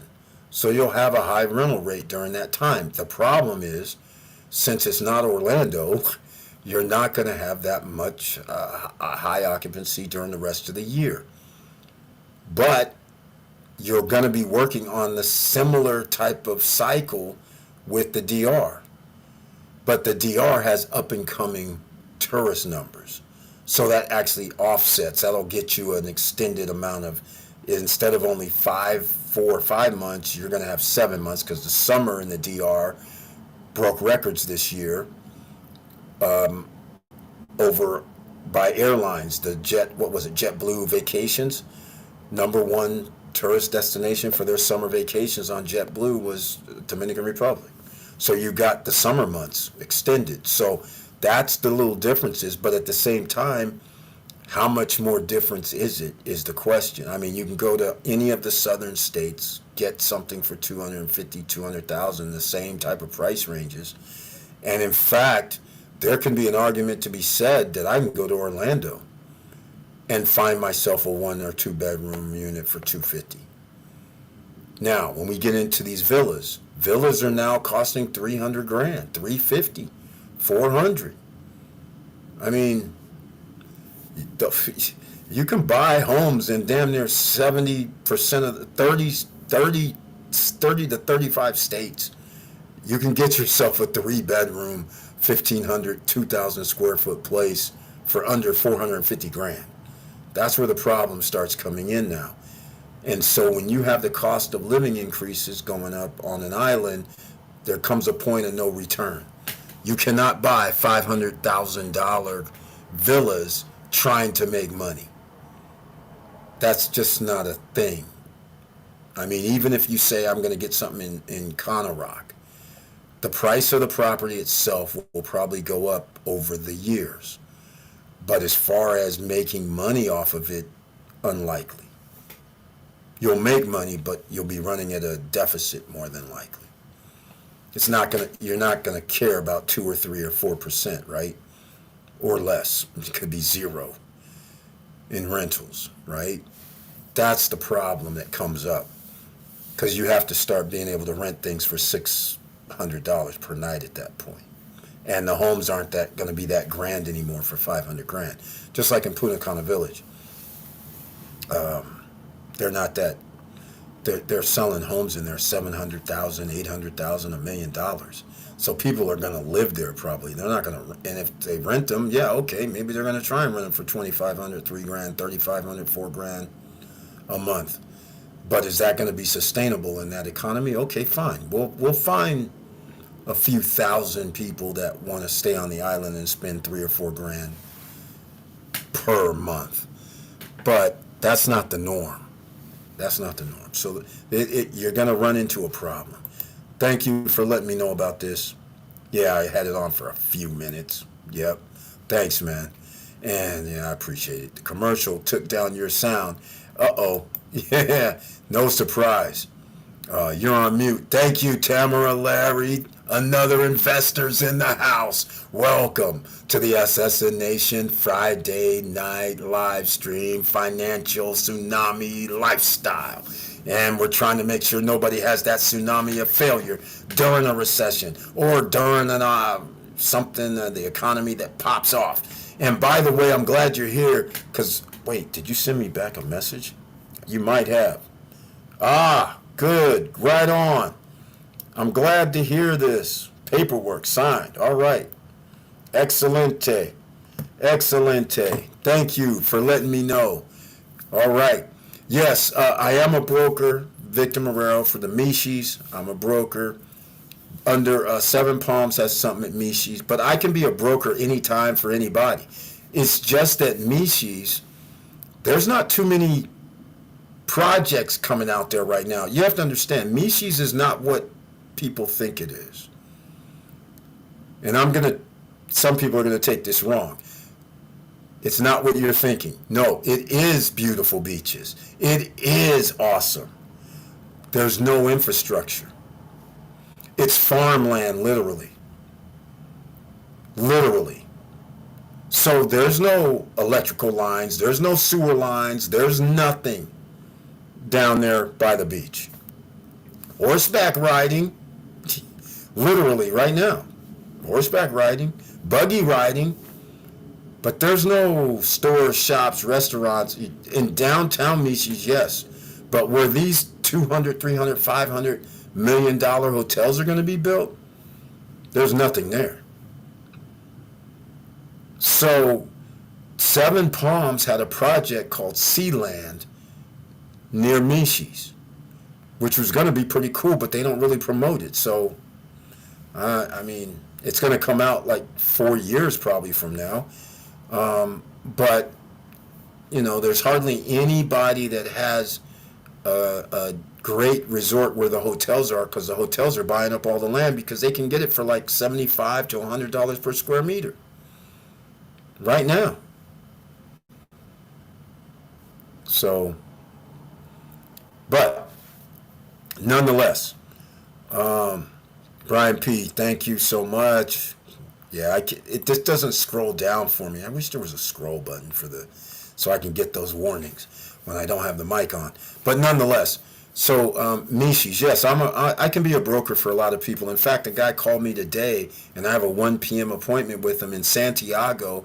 He's doing some things, and he said he's going to do an app, and the app's going to have some things such as for Americans or foreigners, so it would have banking at like 2 or 3 banks. So you know how right now we have this situation where we have to go call and talk to the banks and find out what their rates are. He's going to have that in the app, and then he's going to have a contact person, so then the loan structure and understanding of how the loans work is easier. I said, I want to hear about all this.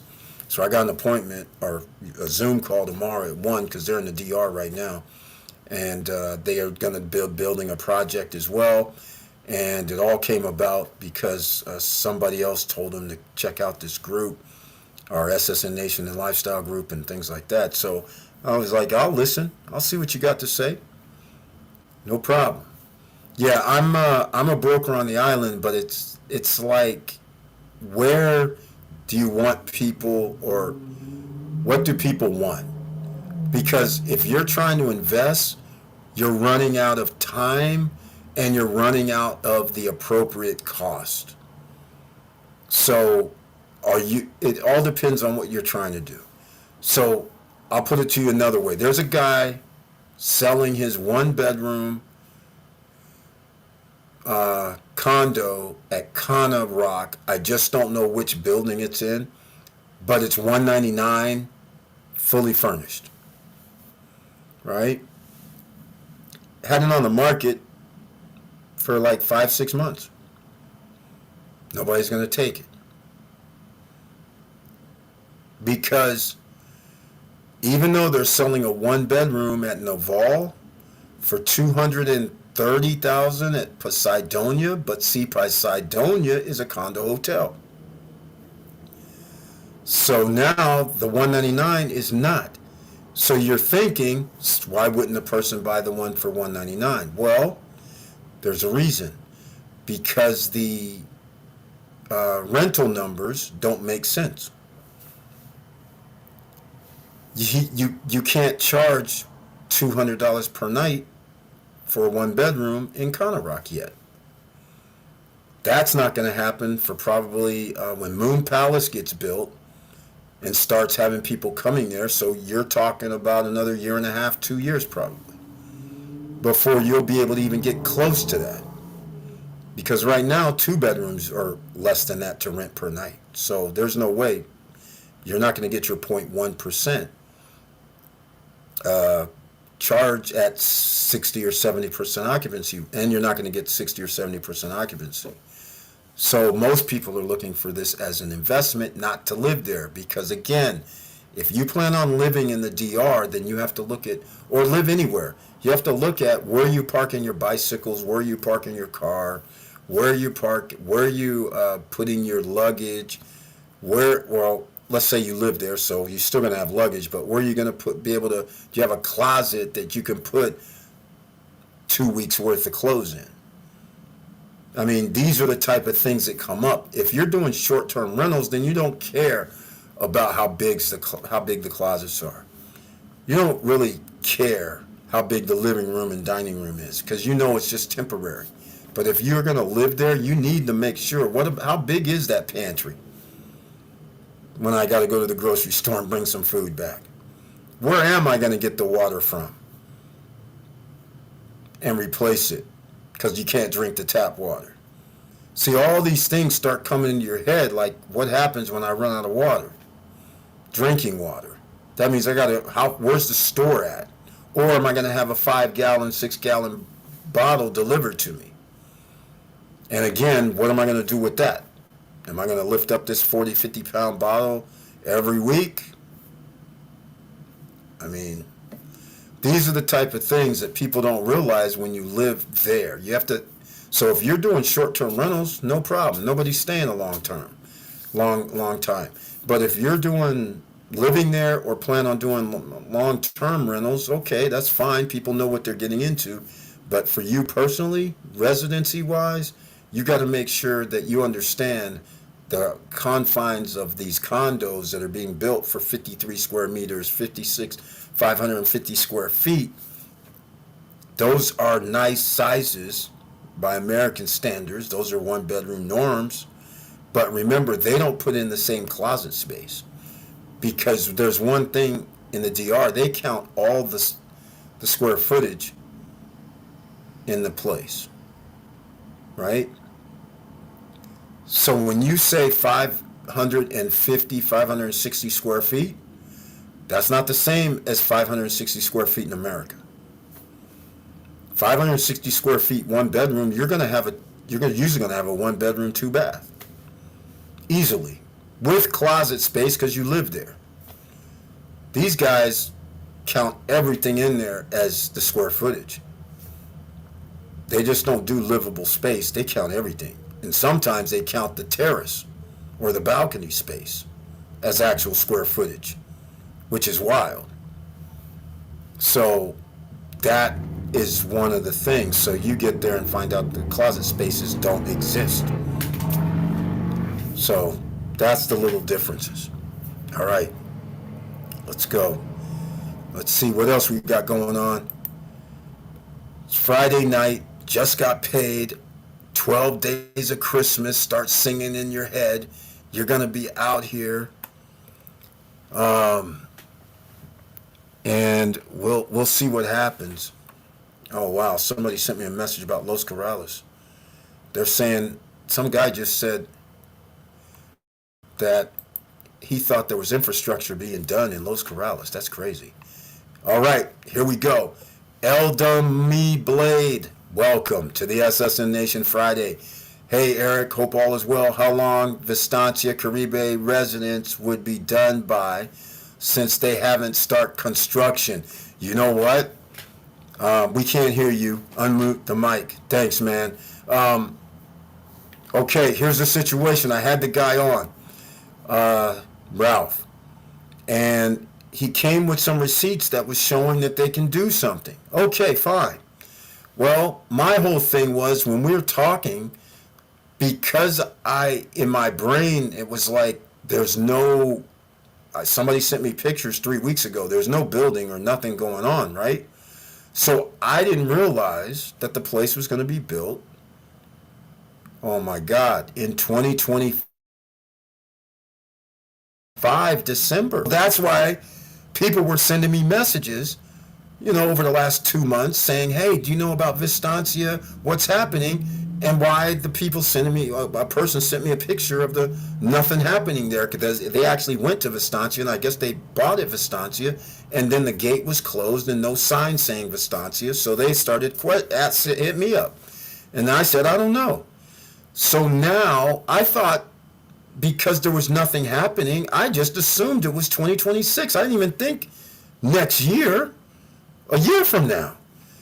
There's 5 buildings that's in the first phase.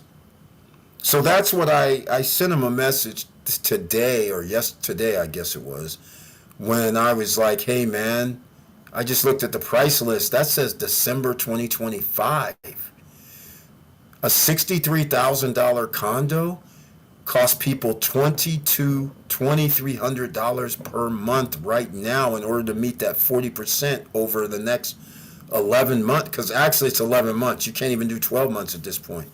If delivery is December 2025, then your last payment is going to be in November of next year. So, and so that means when we start talking about $92,000, monthly payments of $3,200, who's going to pay that? And then, heaven forbid, the $145 for the penthouse unit.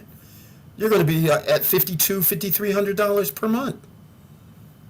I mean, that's crazy. And they haven't started yet. They haven't even started nothing. Which I sent him a message this morning, Ralph, and I said, hey man, I go by numbers.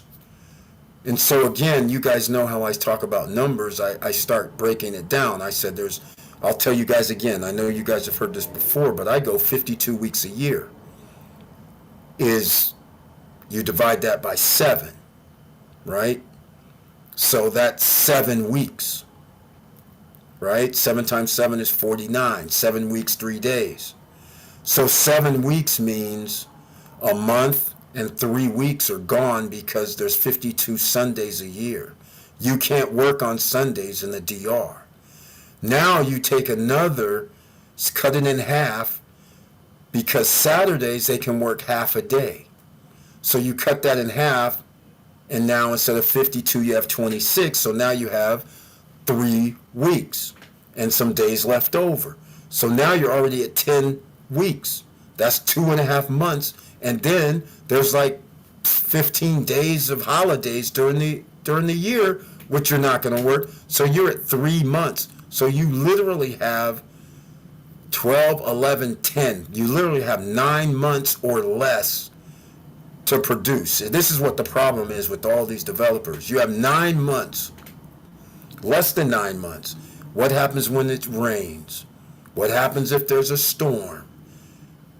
So you have 9 months or less out of the year for your building time. Those 3 months taken off is serious, significant. And the fact is, when you start saying we're going to deliver in a year from now, that year is not at 365 days. You can't build 365 days. That's not generally allowed because your permits and all that give dates and time. Your environmental impact says you can only do this, that, and the other. You're not going to be working on holidays. You're not supposed to have people working on Sundays, and you're not supposed to have people working full days on Saturday. So that's in stone. And they're not working on holidays. So nobody can get around this. Well, they can, but, you know. But the point I was making to him was, I said, even if you use panels, you have to have infrastructure started now. You don't even have anything going on the property, apparently. So even if I started today, I don't have a foundation. You don't even have power lines laid. You don't have sewer lines laid. You don't have nothing. Water lines laid, zero, let alone foundations. I mean, even panels are easy to do, but damn, it's going to take you a 6 or 7 level house or apartment complex, one block, 50 units. So then I went over the units. I said there's 50 to 55 units in a building. In one of your blocks, it's A block, B block, C, D, E, right? So there's 50 to 55 units in a building. I said at this point, you have 270 days. You have 5 blocks. There's 250 buildings. I mean, not buildings, but 250 units plus. There could be 275, 280, but I just used 250. I said that literally means you would have to create 1 unit every week. I mean, every day of every week, 1 unit would have to be made in order to finish in 250 days. And since you haven't started, that's not possible. And even if I take the overall thing with the blocks, buildings, and now you say, okay, Eric, it's a panel, I can build those in 4 months. Okay, you're right. You could, but can you when you don't have any other infrastructure built? That's the question. You don't. So now it may not be 4 months, it may be 5 or 6. But you can build more than 1, so you could have 2, but can you have 4? Doubtful. You're not going to be able to have enough manpower to do all 4 at the same time. And wiring up everything, I just don't see how this is possible. And we got 5 buildings, not 4, we have 5. So that's not possible. Even with panels, there's no way. You're not doing 5 buildings in a year. That would be 1 every 2 months, 2.5 months. That's not panel building time. You would have to do it's not possible. You can't do it. All right, it's not that simple. You can go online and look up panels and see the building times. You'll see it. It's generally going, and you have to have okay, I'll put it this way. 7 days is what I like to hear when people say we need cement to cure.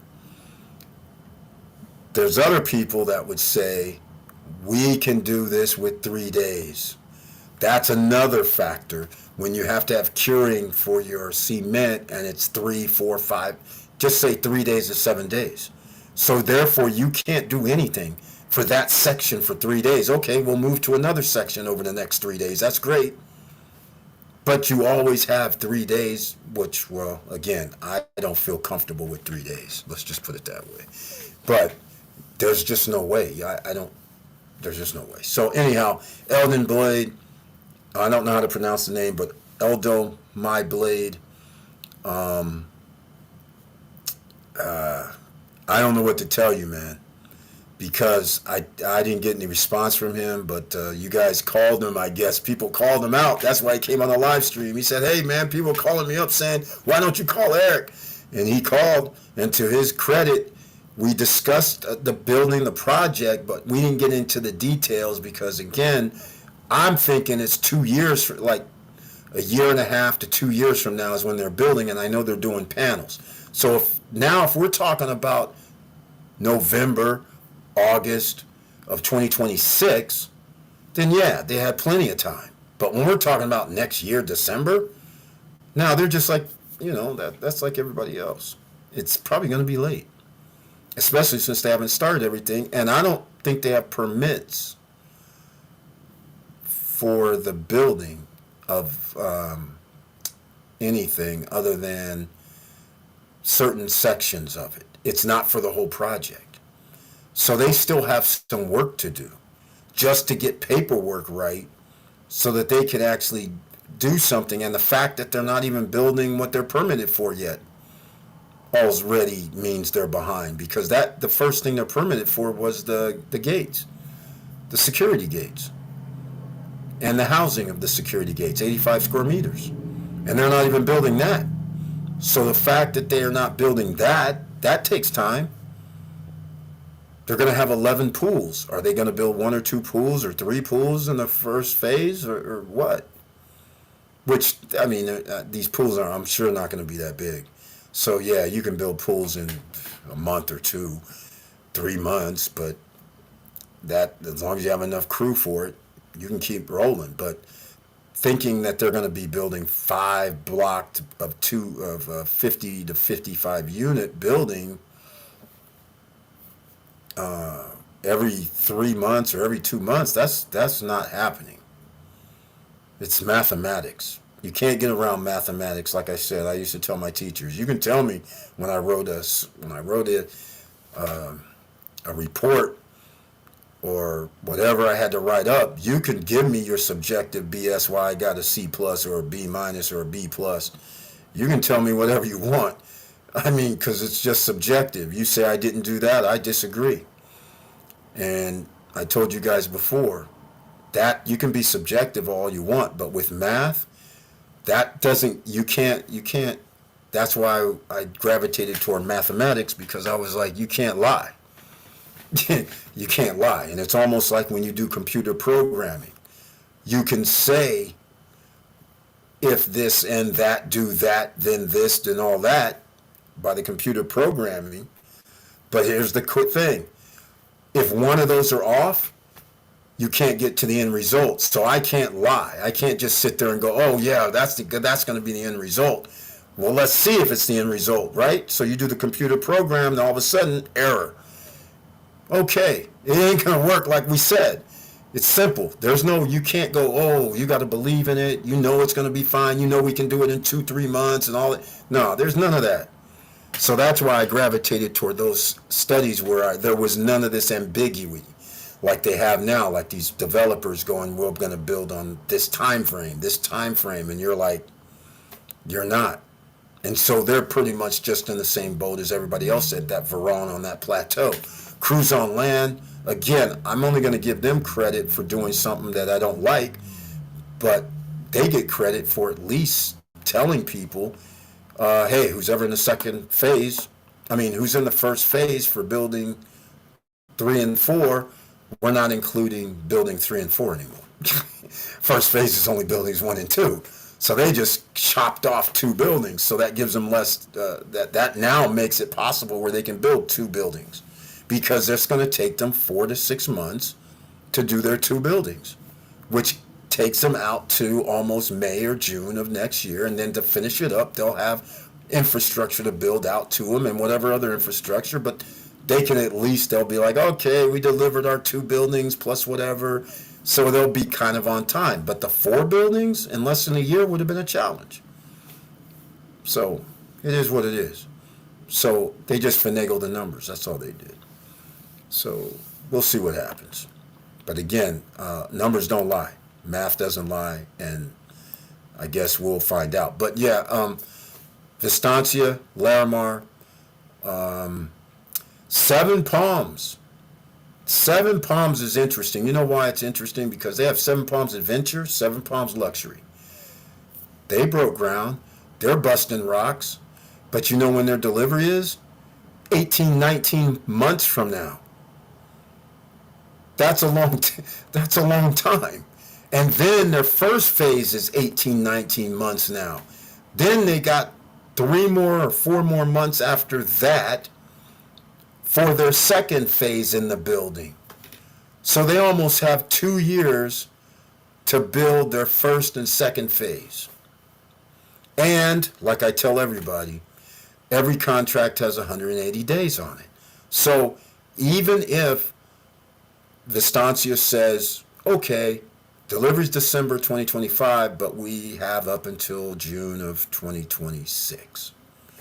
At the rate they're going right now, they cannot complete that June of 2026. That's 18 months. You have to be building a building, one of the buildings every 3 months. That's not a panel schedule. Panel schedule is generally best case scenario about 4 months, 5 months. So that would put them outside of that. Again, numbers don't lie. The same with Larimar, numbers don't lie. They're talking about 17 floors. So when you say 17 floors, how many floors can you build in a month? And you only have less than 11 months. Well, 12 months. For if you give them the December 2025. And again, you can do the 6 months later thing, and that'll give them till May or June, but that's 18 months from now, just generally. 18, 19 months. That's a floor a month. And you're not building anything right now. So, and you don't have 365 days. So again, numbers don't lie. I just don't see unless something they're doing that is, I don't know what it could be. Like I said, I don't know what it could be.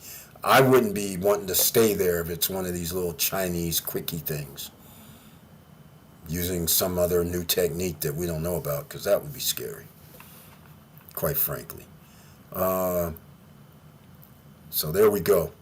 All right. I think I'm going to end this tonight. Once again, I want to thank everybody for being here. I'm not going to be on too long. Make sure you smash the like buttons. Make sure you share the videos. And make sure you join us again.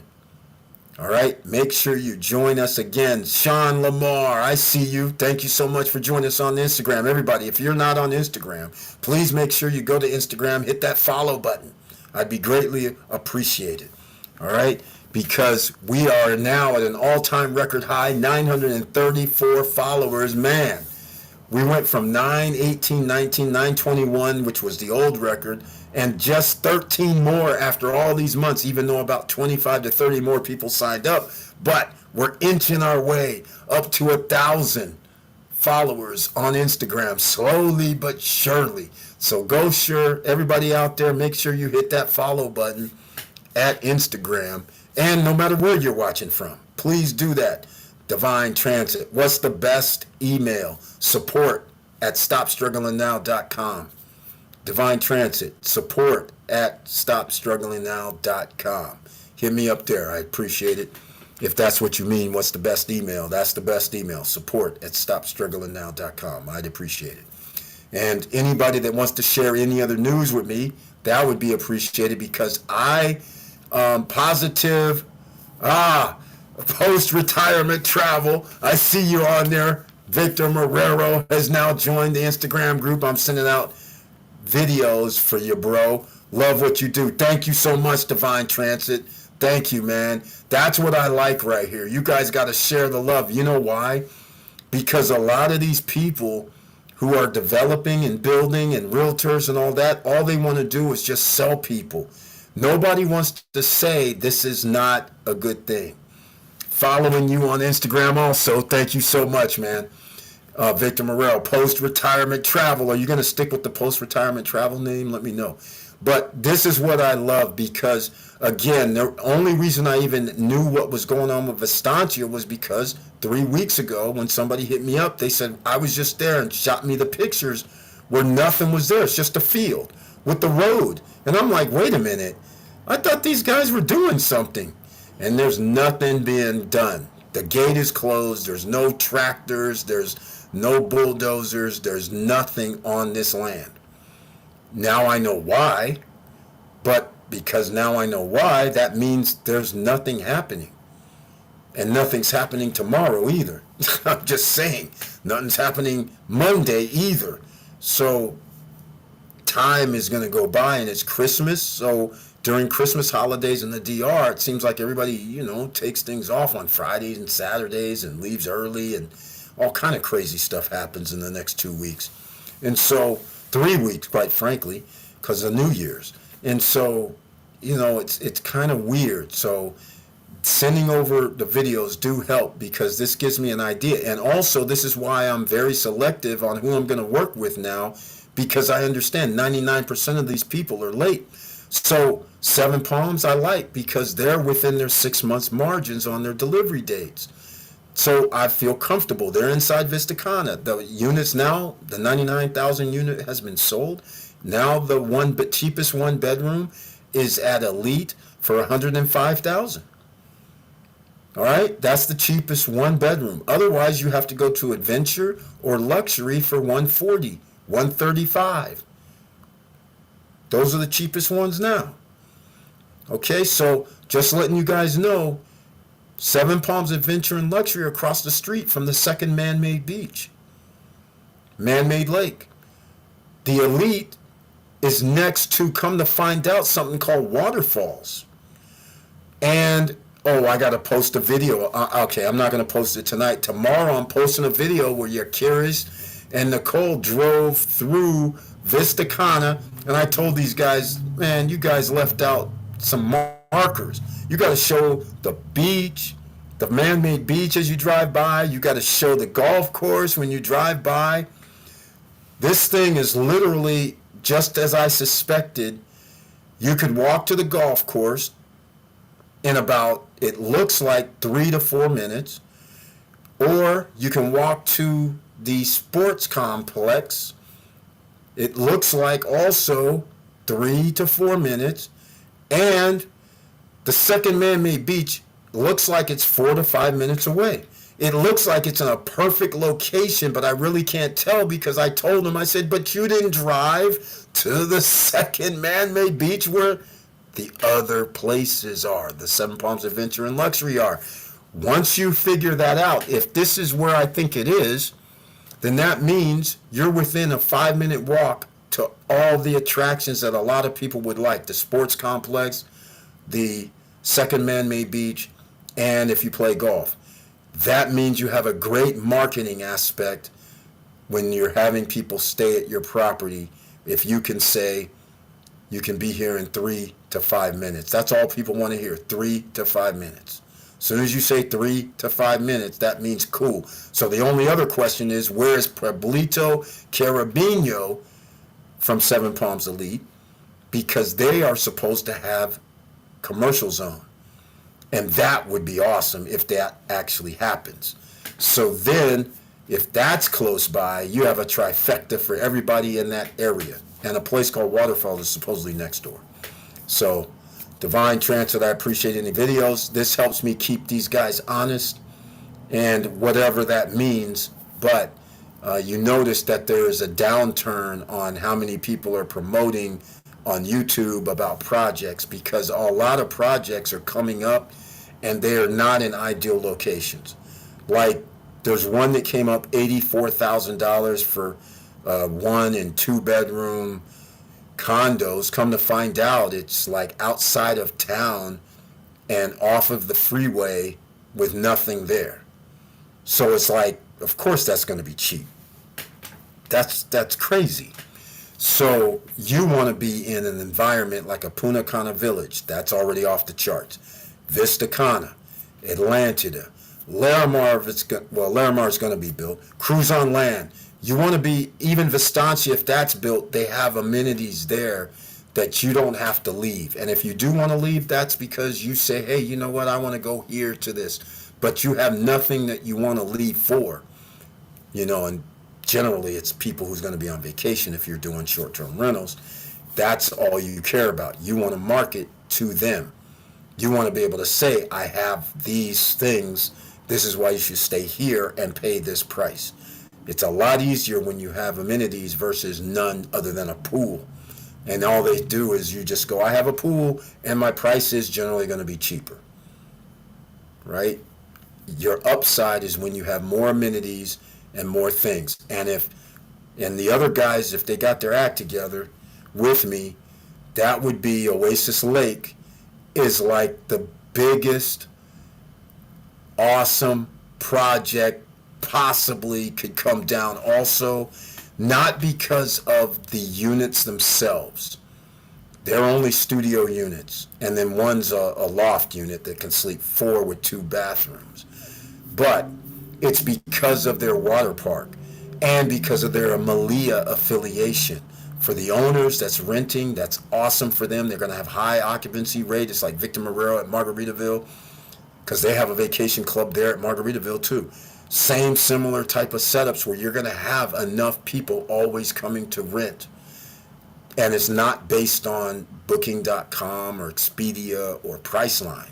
You have in-house customers that's going to say, hey, I don't want to stay at the all-inclusive right now. I'll stay at this other place. And then they can do things such as, if you stay here, it's all-inclusive too. You get to use the water park, go to Maroka, go eat at the restaurant, and stay right here on the water. So they can turn that into, but now you're in the city, and now you can walk to Cocobongo, walk to Del Patio, and all these places that's downtown. And when they build that mall downtown, that'll be sweet. Outlet Mall is supposedly on the way sometime. I don't know, it's on their books, but I don't know when that's going to happen. It costs way more money to build now than before.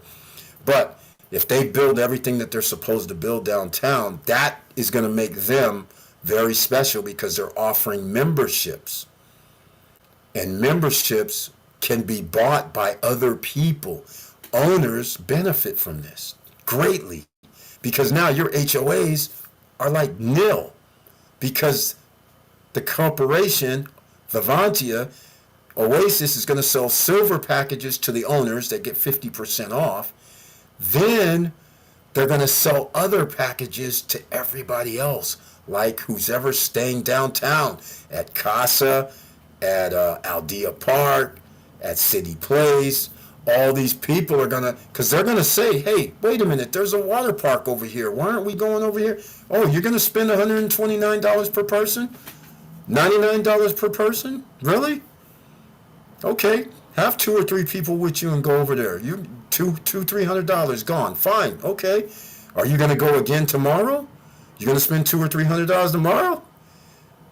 The people who stay at Oasis Lake doesn't have to pay anything. So if they stay there the whole week, they get to use everything almost everything in the park, one time a day, every day, once a day, every day, while they're staying there, with the nightclub on Thursday, Friday, and Saturday night, with the pool party on Sunday afternoons, the phone party with DJ.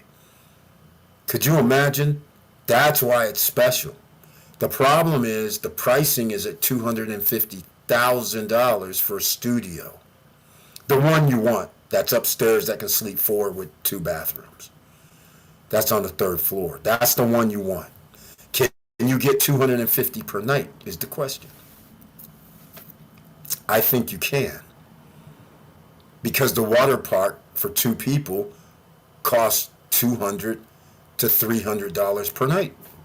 I mean, $200 to $300 to go for 2 people. It's $169 for one of the things per person. It's $99 for another. So it's $200 to $300 per night just to go hang out and use a couple of the things at the water park. Not the full-blown water park, just 2 things or 3 things.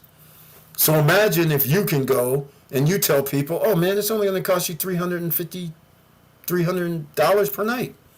And you'll be like, yeah, that's kind of expensive for a studio or that sleeps 2 or no, but it's an easy sell, because you just say, yeah, but you can use everything at the water park every day. And there's a restaurant here too, and there's showers here too, and there's other stuff that's there, Maroka nightclub and all that stuff. And Sunday, if you're still here, is the phone parties and with the DJ. And whoever else knows what's there, zip lining and all that.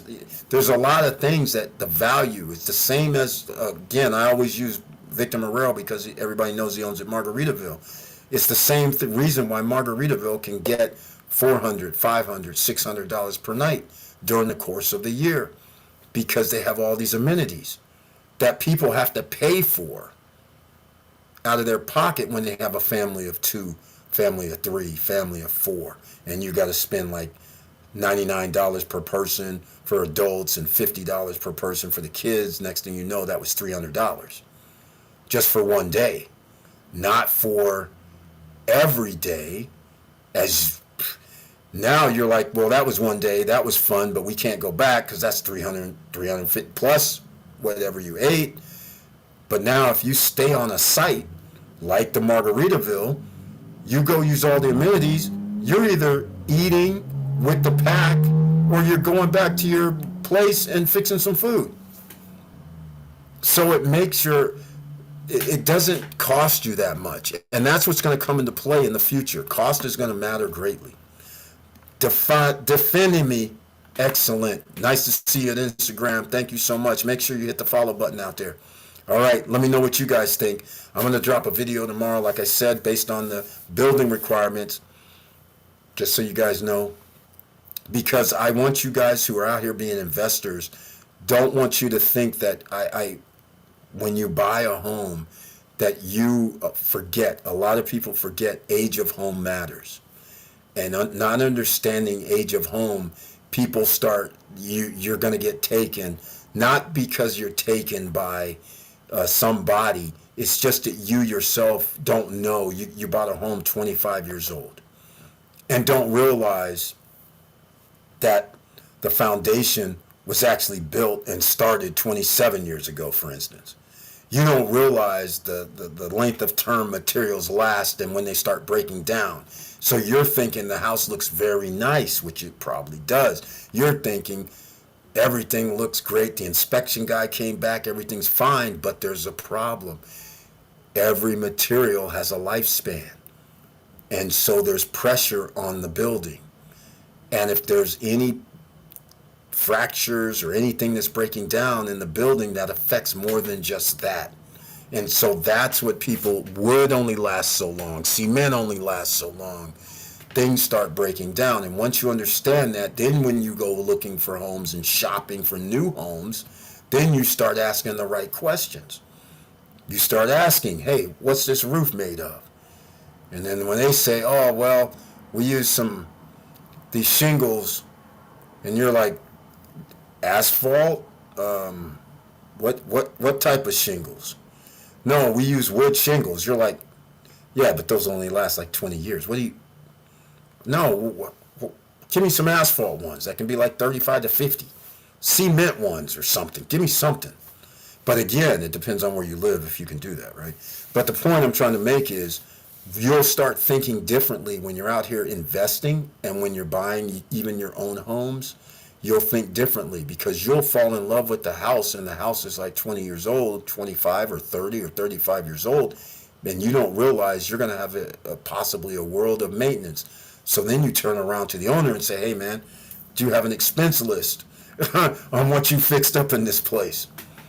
There's only been about 2 or 3 occasions that I've ever went to someone's house and they had a list. The last house that I bought, the lady, that's why I love the house. She came with a list. Everything that they spent on the house, she had a book. Everything. I was like, oh, this is awesome. Just like a vehicle. If a guy has all the service records versus a guy who doesn't, now you know what's going to happen, right? It's like, so it's rare that somebody does that, but that's what people should do when they own a home, because then your value of your home increases and you don't even know it, because people feel much more comfortable if you can give them a sheet of paper going, here's all the expenses. I too keep expenses of everything as well, because some of those are write-offs, by the way. But the point is, you should keep a record of all your expenses, all the repairs, everything you've ever done at your house, so you can keep track, is one reason. So when somebody else comes and does something, you can always go back to it and be like, oh yeah, we fixed this and this is who fixed it and here's my receipt from it. So that way you can always help out the next person that comes to work on the place, or you can always help for the next buyer. And then they know, oh, this happened. This guy fixed this like, a year ago, or this 2 years ago. So now I know I don't have to worry about it for 10 to 15 years. So that kind of thing comes in handy. All these little things that people rarely think about, that's what you need to increase your value, increase your profits. Same with your rental homes. This is why Victor Marrero has his Margaritaville, the furniture package. Did they ever tell you how much it was going to be? So the furniture package is coming up. If it already hasn't, the furniture package is coming up. GlowNab, thank you so much I see you on Instagram. Thank you so much for being here on the SSN Nation Friday night live stream, financial Tsunami live stream, special edition. So how much was your furniture package? So this is the cost of doing business, ladies and gentlemen. So you have a high turnover and occupancy rate. So every 5 years, 4 to 5 years is generally what you should be doing. If you have high occupancy, which means 70% or higher, you're going to have to change your furniture sooner. If you have a lower occupancy rate, meaning 40%, 35%, then that means you won't change your furniture or remodel in 4 to 5 years. It might be 6 or 7. But generally, once you get to 5 years, that's almost like you need to take stock and look around and go, hey, man, we got to, get something fresh stuff in here so we can keep our rental money coming. And remember, you're always promoting. Your rental is a promotion. You get more money when you promote it, and you get more money when it's upscale luxury looking. Doesn't have to be, but as long as it looks fresh, clean, and upscale luxury, you get more rental money. And it has to be, in the right location as well. But that's generally how you get more money than the average person in the same area, same size, same square footage. You just want to have better furnishings, better quality, and I'll say again, upscale luxury always gets more money. That's all. That's just the way it is. All right, ladies and gentlemen, let's go. Victor Marrero. Post-retirement travel, talking about write-offs. Make sure to take a look at your portfolio and maybe sell those stocks that are down for the year. You can deduct these losses from taxes. Thank you so much for mentioning that, because it's getting Christmas time and people do forget. You are right. You rebalance it just like the rich guys do. Thank you so much, Victor Marrero, for mentioning that tonight, because people will forget. You can take those losses, sell those losses, and like he said, deduct the losses from taxes. But you have to sell. Just like if you had capital gains, okay, in case you don't understand, I bought a stock for 10. It went to the moon, went to $100 a share. This year I bought it, and now it's $100 a share. Now, let's just say I bought 10 shares, so now that's $1,000. But I only paid $100. Sheesh. Now I have $900 in capital gains. I got to pay 25% if I sell it. So I got to give up 200 and whatever. Let's just say $200. Have to give that up. So, do you want to? No, we don't want to. But if you have losses, now you have something to get it down lower overall, right?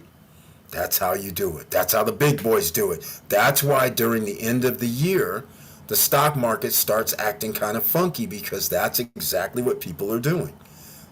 The ETF hedge fund managers are selling L's to get taxes reduced. Then they're buying also to get taxes reduced. So it works out. That's what they do. All right? So keep that in mind. Very good point, Victor Marrero, man. Thank you for mentioning that tonight, because we were leaving that out all month long. Thank you so much. That helps a lot of people. All right. Well, I'm going to wrap it up now. Everybody, have a safe weekend. I love you all very much. I appreciate your support. And once again, I want your support. Come on down to the Dominican Republic, May 13th, 14th, and 15th. Have a great time. Meet great people. But more importantly, if you have any investment thoughts, you need to come down. Whether you want to invest in real estate, start your own business. I've had people talking about buying office space and retail space. And I guess I'm going to be on here a little bit longer because I don't believe in just going down to a developing nation and trying to buy office space. Because you, first of all, you don't know, you have to understand how a city is built and where your customers will be. So if you are in early and you buy office space, you don't know if there's going to be residential around the corner. You don't know even if there is residential around the corner, where's my other customers going to come from? Because you just don't know. Sure, it might be something worthwhile to look at, but again, you're in a tourist zone right now. So what type of business would be in there that you can rent to? Will they be able to survive? You don't know.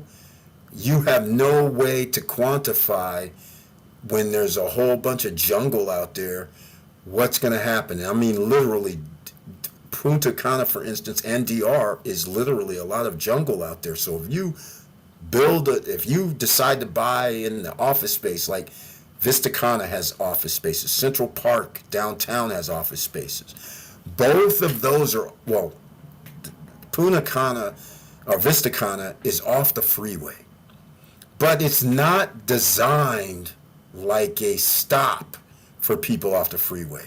It's an office building. So people are driving by. There is no signage because it's just it says Vista Cana Business Center.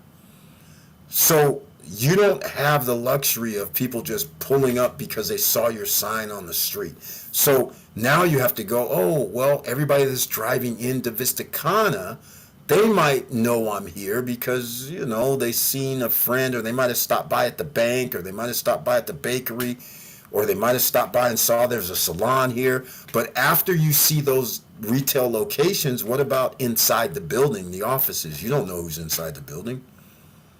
So it depends on the business. So you have to be very, very careful trying to buy business centers or buy any type of office space this early, because you really don't know where your customers are going to come from. You can't count on Dominican people who arguably, there's no way to know how much they make. If you look it up, you'll see things like $7,000 annually is the average income. Then you'll see look up another one that says $9,700, and the most I've ever seen is $24,000 annual. I'm just like, with that, I'm scared, because that is not enough. If you have rent of $500 or $600 per month, and all you're making is 2 G's less 25% in taxes, that is not enough to come out and act like you have disposable income like a consumer nation, like Americans, or a tourist. So you have to be very, very careful, because what's going to end up happening is just what happens in Florida and some of the Gulf states during the winter time, when people go down, like what's happening right now to the southern states where it's warmer from up in the northern states in Canada. So everything's going to be lovely for the next 4 months, 5 months in Florida, for instance, in South Alabama and southern Mississippi and all that. But after that, when people go back, now you're relying on your local economy. And oftentimes, when you have 500,000 extra people in your city, you're booming. When those 500,000 people leave, now you're back to having the people who live here having to buy your goods and services. So that's why you have to be very, very careful when you're buying that. If you're going for vacation, it makes it a little more streamlined because you're going by what the tourist numbers are. So it makes things a little bit different for you. It's a lot easier that way, because if you know the tourist numbers keep going up, we're looking to see 700,000 this month, in the month of December. We're going to find out in January if the record's going to be broken, or I shouldn't say that. I should just say my number, 8.5 to 9 million in 2024, 9.5 to 10 million in 2025, which is looking like it might be very, very hard to reach, because it looks like they're barely going to clear 8.5 this year for airfare. It might be 8.4 to They need 700 and like 50, 760 or so thousand, which is doable because I believe that's somewhat near the amount last year. But that's what they need to get to 8.5 by air. That is good for Dominican Republic overall. The reason why that's good is because Punta Cana has, on average, 50 to 54% of all tourists to Dominican Republic land at the Punta Cana airport. So if they get to 8.5, that means this year 4.7 million passengers by air landed at Punta Cana airport.